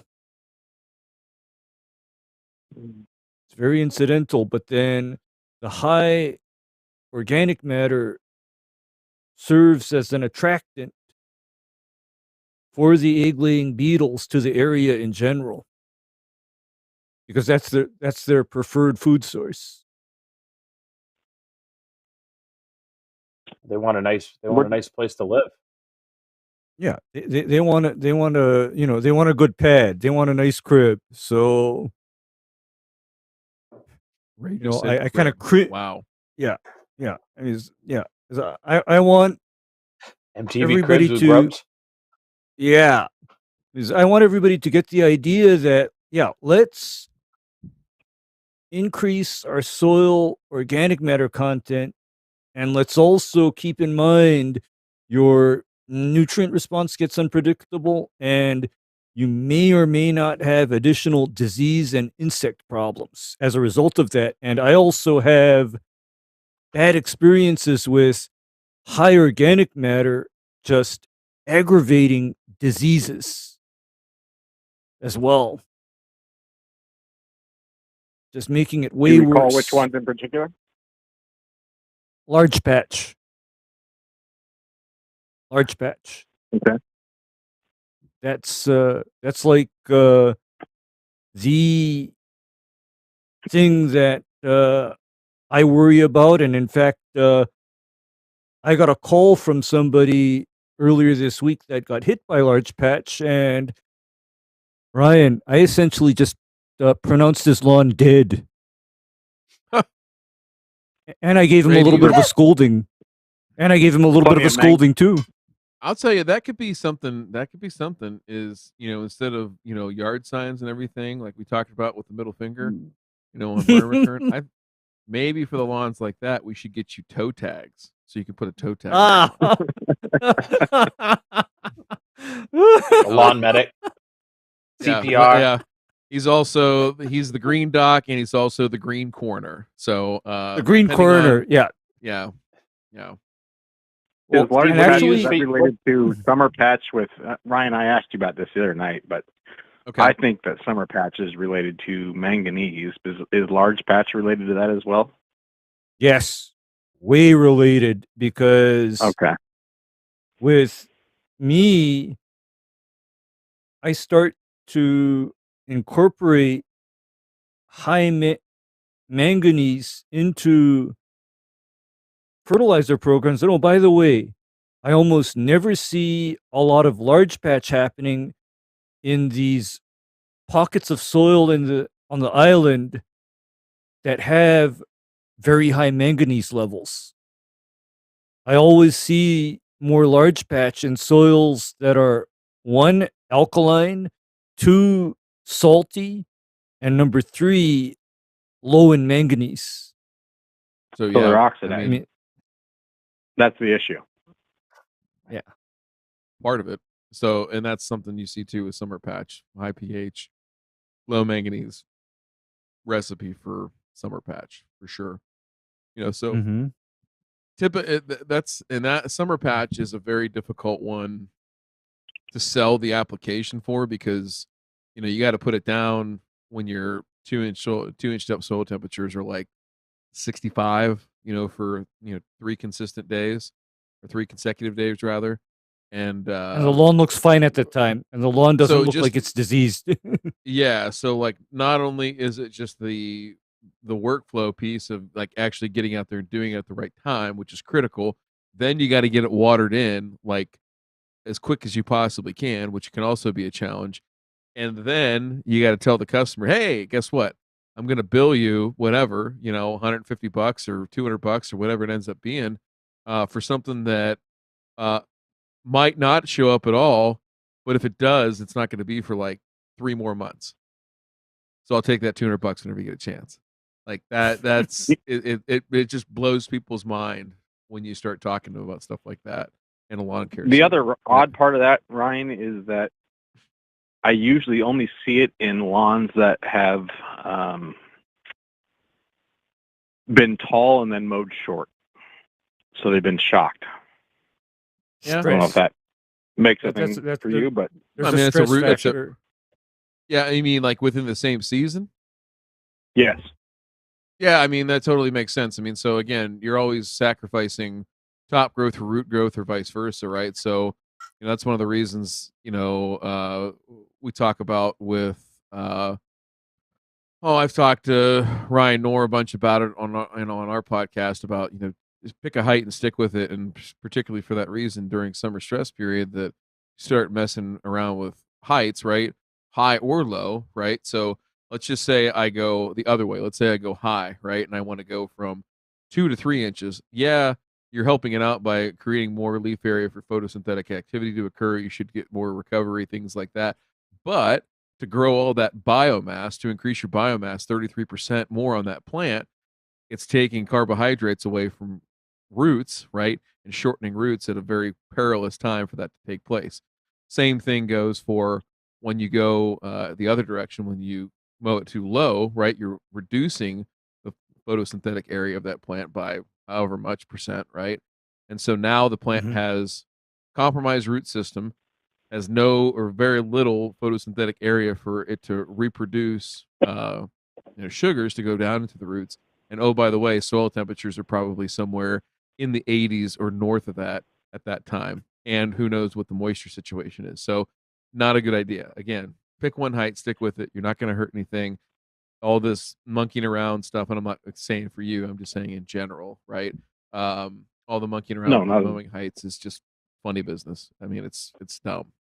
So No, this was a case where it's, fantastic lawns that we manage and we weren't able to keep up on mowing. And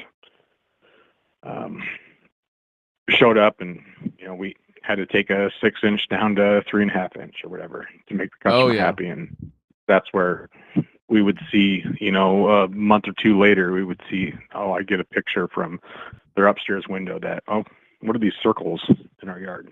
Yeah. Mm-hmm. It's tough. It's tough. Rabbit pee. Yeah. Well, Steve. Go ahead. This is going to be like my third year using a lot of plant growth regulators, but I joked around about how right before I went to the GIE, I growth regulated the piss out of a lot of my lawns. But you know what the good part about that was? Is that winter and early spring is the worst time in the world for a lawn in Hawaii. But that growth regulation in the spring and fall actually served a purpose in that it redirected growth and energy into the grass roots rather than generating a lot of top growth. Because in October, normally the grass is trying to grow a couple inches tall per week when I don't want it to. Okay? I don't want it to do that. Yeah, so there's a lot to unpack, and I think Steve, you are a prime candidate to come on here and rap with us for an extra long session for sure. So I appreciate you calling though and sharing a bunch of stuff and asking some really, really good questions. Super insightful, super deep too. I liked it. So I appreciate it. And let's talk. We'll have J Pink reach out and see if we can set up a time here this spring to learn, how things have gone since we had this conversation, and then figure out what's next. See how we can help out. Okay. You guys want to hear one quick little anecdote here that might make Ray trigger? Well, maybe. All right. So I'm at a seminar for a supplier on Tuesday this week, and he's talking about, this is a doctor of turf, by the way. He has a doctorate, and he's suggesting the use of chlorothalonil and daconil for rust on turf grass. Oh, I don't know about that. Oh, maybe like I had to leave after that. After that session ended, I was like, I got to get going. And there's people in there asking about like rates of pounds of fertilizer. Like, say this bag calls for 20 pounds of fertilizer per 1,000. Like, oh my God. I got to go. Chlorothalonil was Daconil. They're not registered for residential lawns, though, are they? Yeah. Nope. No, that's my point, Washi. Furthermore, he's a doctor of turf. Suggesting chlorothalonil, and you know what? In my old days, I always considered chlorothalonil to be a tank mix. And true story, a few years ago, I consulted with a landscape person who was having disease issues on some St. Augustine on a commercial property. And he was using chlorothalonil as the fungicide. And I told him, please don't do this because number one, this is extremely hazardous to anybody that's exposed to this turf. And number two, it doesn't work very well for the disease that you're treating anyway. Not by itself. And as far as rust goes, I could see using chlorothalonil as a companion product with like peraclostrobin, azoxystrobin. Let's see, propiconazole, or even one of the new SDHI fungicides, but no way in the world would I ever suggest that somebody go out and apply Daconil by itself under any circumstances. And I had rust on my own personal lawn. I Mm-hmm. put some copper on it, called it good. It was good. It was done. That's all you need. Simple as that. Yeah. Yep. Yeah. Yes, sir. Well, Steve, I appreciate the call. Looking forward to having you on here soon. And have a good night, sir. No, thank you guys. I always appreciate you guys. You guys are awesome. So thank you for everything you guys do. Appreciate the support, sir. Thank you. Good night. Good night. Good night. Steve, All right. Hey, listen, we unpacked a lot there. That was deep. That was That was good, deep. though. I mean, That was, there was a that lot. was There a was a deep lot. one. But seriously, though. Oh. Uh-oh. Wait. Ooh, Wait. calling. What? Hello? Hello? I need some energy, and I need it canned and in my body right now. Can you help out with that, sir? I can provide that. This is the man who Ron Henry christened as Timothy Bluegrass. That is true. Yep. I mean, it was better than I think his original name for you was Timothy Sweetass, and then It might have been. Yeah. he changed it to Timothy Bluegrass. So out of deference, He wanted to have some action on a golf course lawn. Well, I mean, I don't know if he was talking about the landscaping or the manscaping there, Timothy, but either way, you got to keep it low and tight. You got to keep it low and tight, sir. So hey, how are you doing this evening? You got to oversee what's going that hybrid. I'm doing well, sir. You got to living the dream. Wintertime here in Maryland, so not much happening. Yeah, not much happening. How is the now? If you don't know, Timothy Bluegrass, he was on here fairly recently, and he's doing a little painting on the lawn this year with the I believe it's the Endurant product. Listen, Correct. do you feel like less of a man for doing that? I mean, are you what do they call those, Ray? What was the term that was used? A fake natty?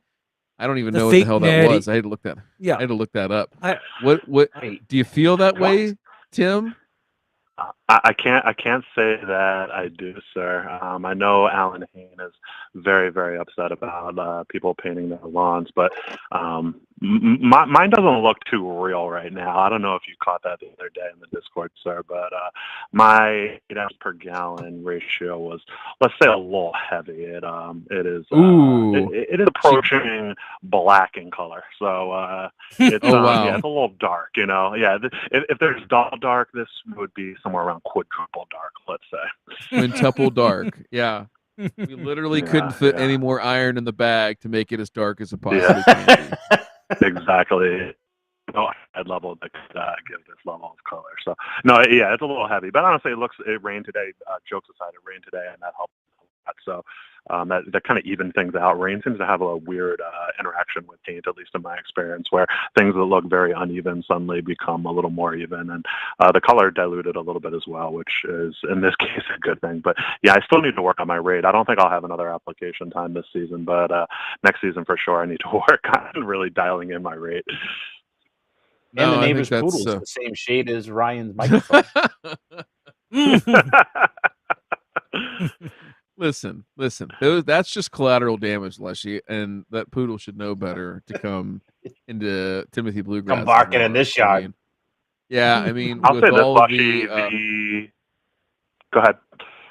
No, I was just gonna say with all of the Headway G and other Granular, noxious please. chemicals that you've put out there, from the golf course lawn store. That poodle really shouldn't be anywhere near the lawn, but that's irrelevant, I think, at this point.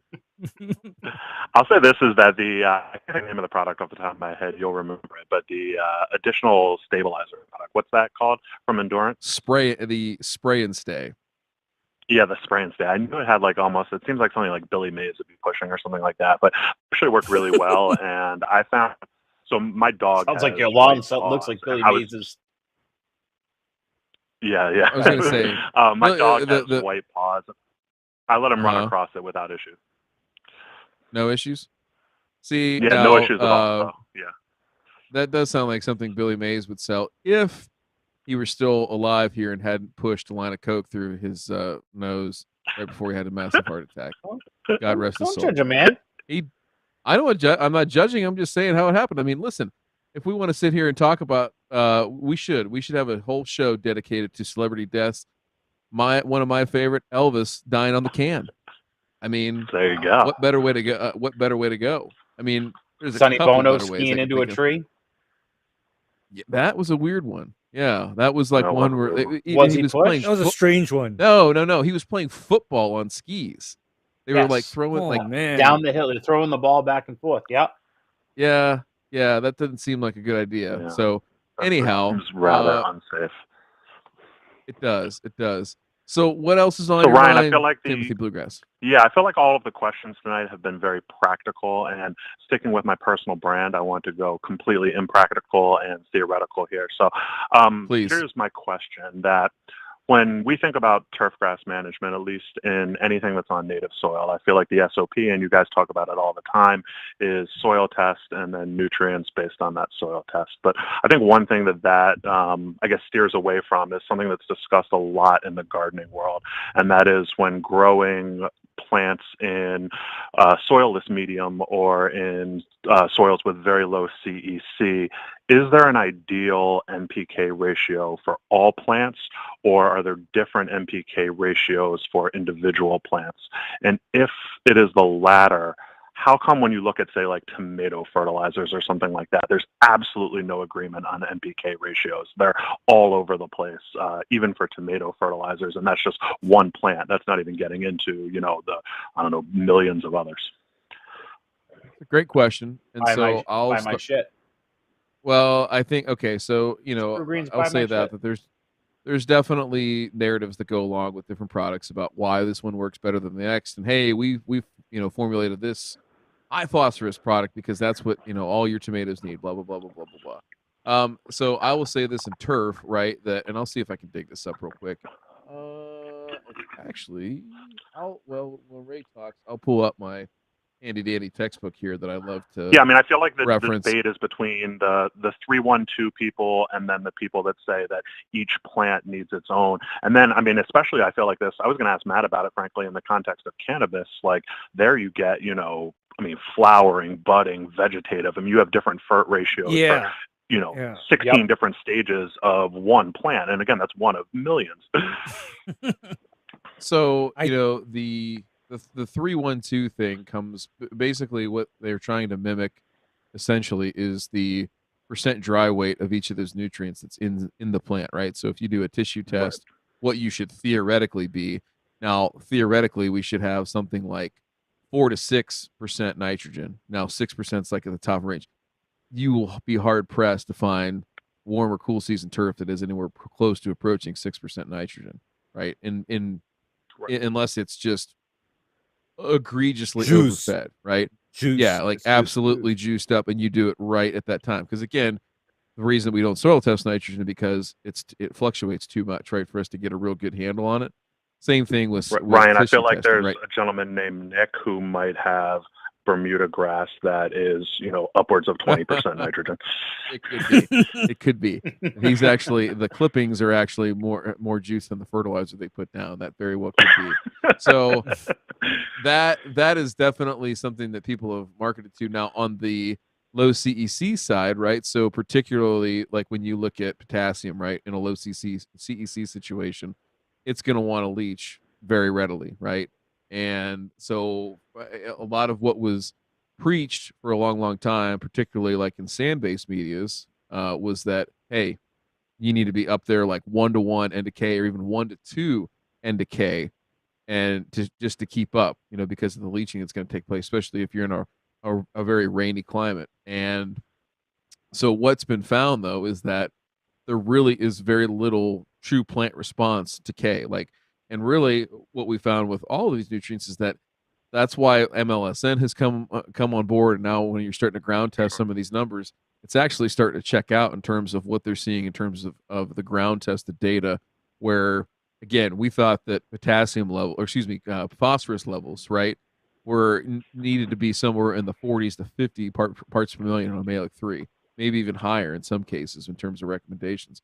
They're out there now in the single digits on sand with this stuff and not seeing a deficiency, an actual plant observed deficiency, until they're down around like 4 or 5 parts per million. So again, I get the whole, Matt goes at the whole thing of hey, you're living on the edge with MLSN, all that kind of stuff.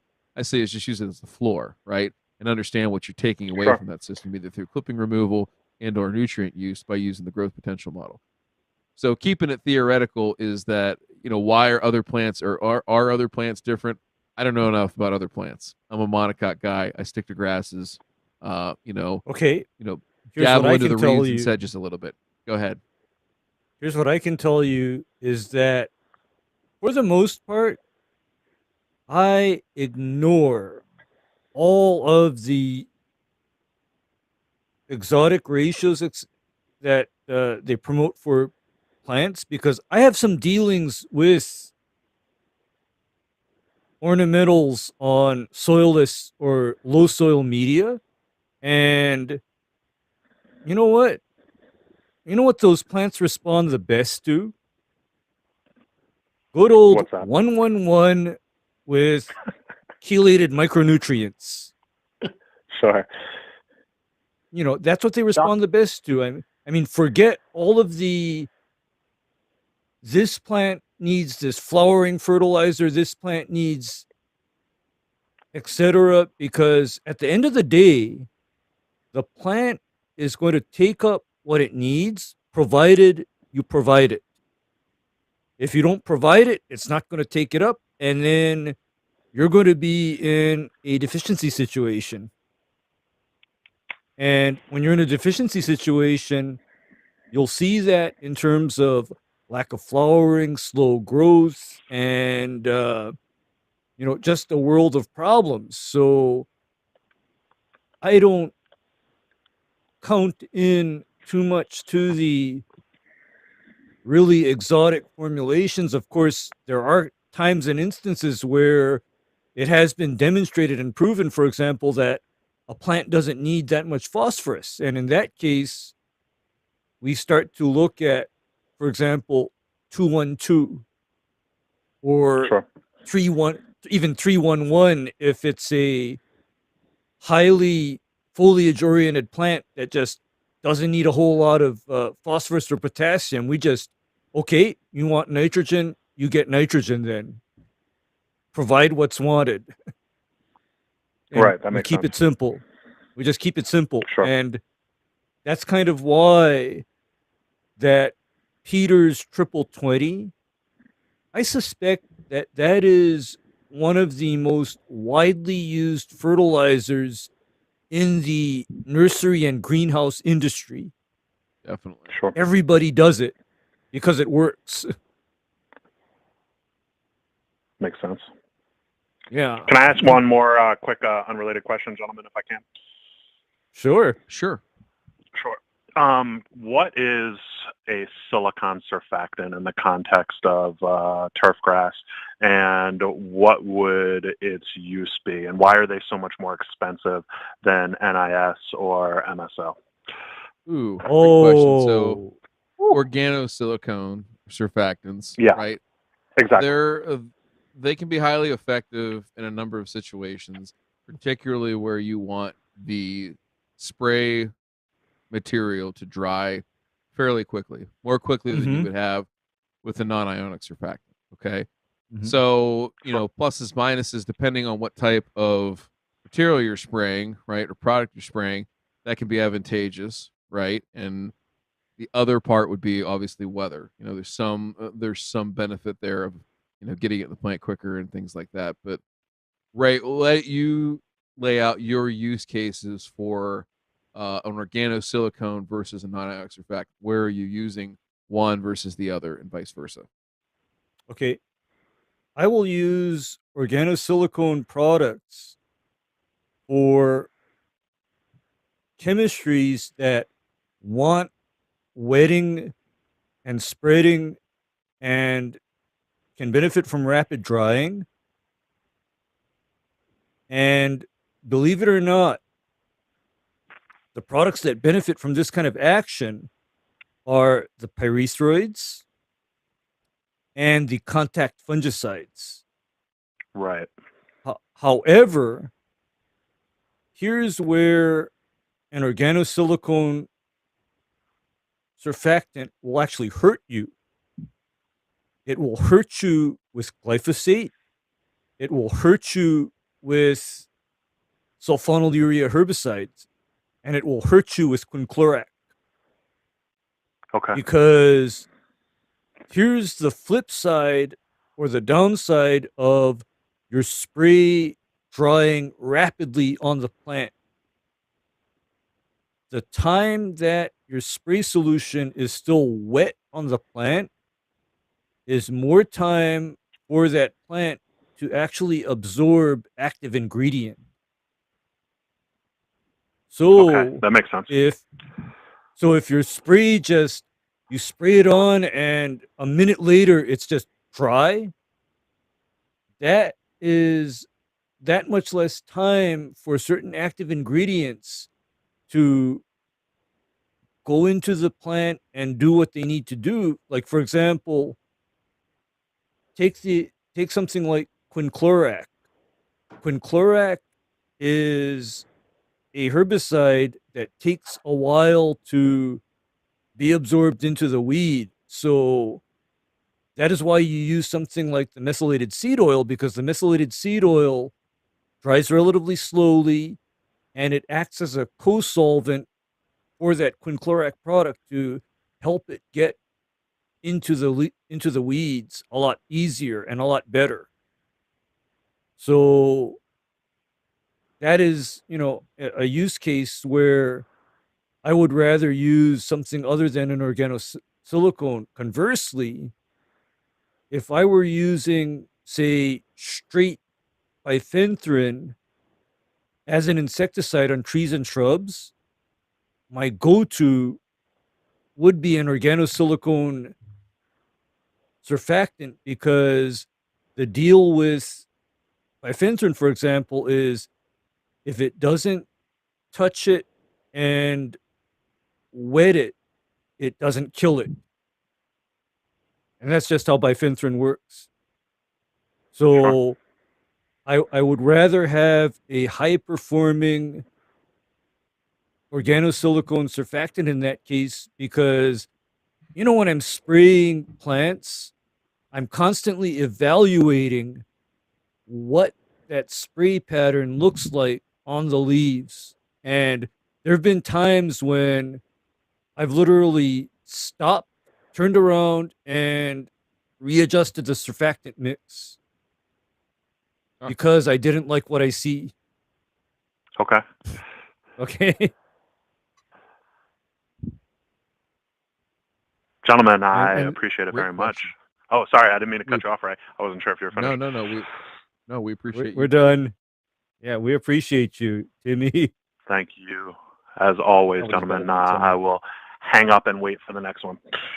All right. Say hi to your friend Ron for us. Take care, guys. Yeah, of course. Bye.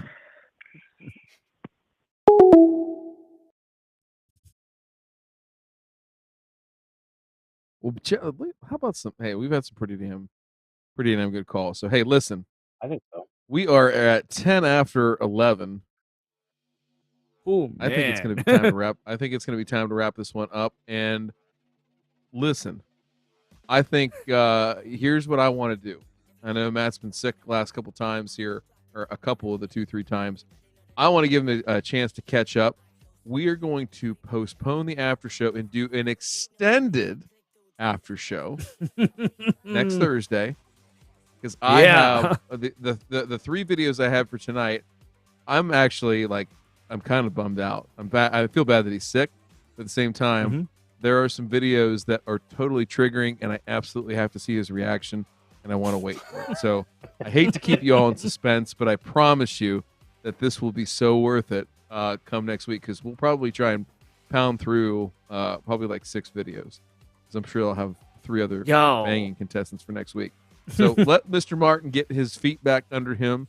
And next week, plan on an extra special, extra long after show. It's going to be, hopefully, Ray will be many beers into the night when we go through that, and you'll have to wait a little bit longer for your ribeye that night. Well, I'm not going to be in any beers, and I'm not going to be in any beers for the foreseeable future. Well, okay, but not, the ribeye, not till the you just next have to wait. GIE. Yeah. Huh? I'm just gonna wait for your ribeye. Yeah, I'm just gonna wait. I'm just gonna have to wait for my my ribeye or other indulgences. I mean, that's okay. That's okay because It'll be fine. It'll be fine. Yeah. Hey, so a couple of housekeeping items. There were 2 questions that were asked in here by some people I saw in the chat, and I think there was a couple other ones. We'll go through those. We'll dump those in the mailbag for burn and return, because I think there's a couple of good ones, Ray, that we'll love to dig into. It would be great at the back end of that. So listen, we hope Matt feels better here. We're getting him back on the wagon as far as being healthy, because boy, they've had a tough run there in their house of people being sick. But so listen, I can't wait for next Thursday. I can't wait for this Sunday, because there's some interesting news out there that I think we need to dive a little bit deeper into. So if you don't know about that, check us out. Burn and Return. We tape it live for our patrons. Join us for just the small price of an airport beer. You can find us there at www.patreon.com/burn and return. You check that out live as we record it. Help us pick the show title and have a whole bunch of fun on Sunday night. And then you can come back and join us on Thursday night when we record this show, Thirsty Thursday, live here on YouTube, and then also participate in our after show if you are a member or a patron.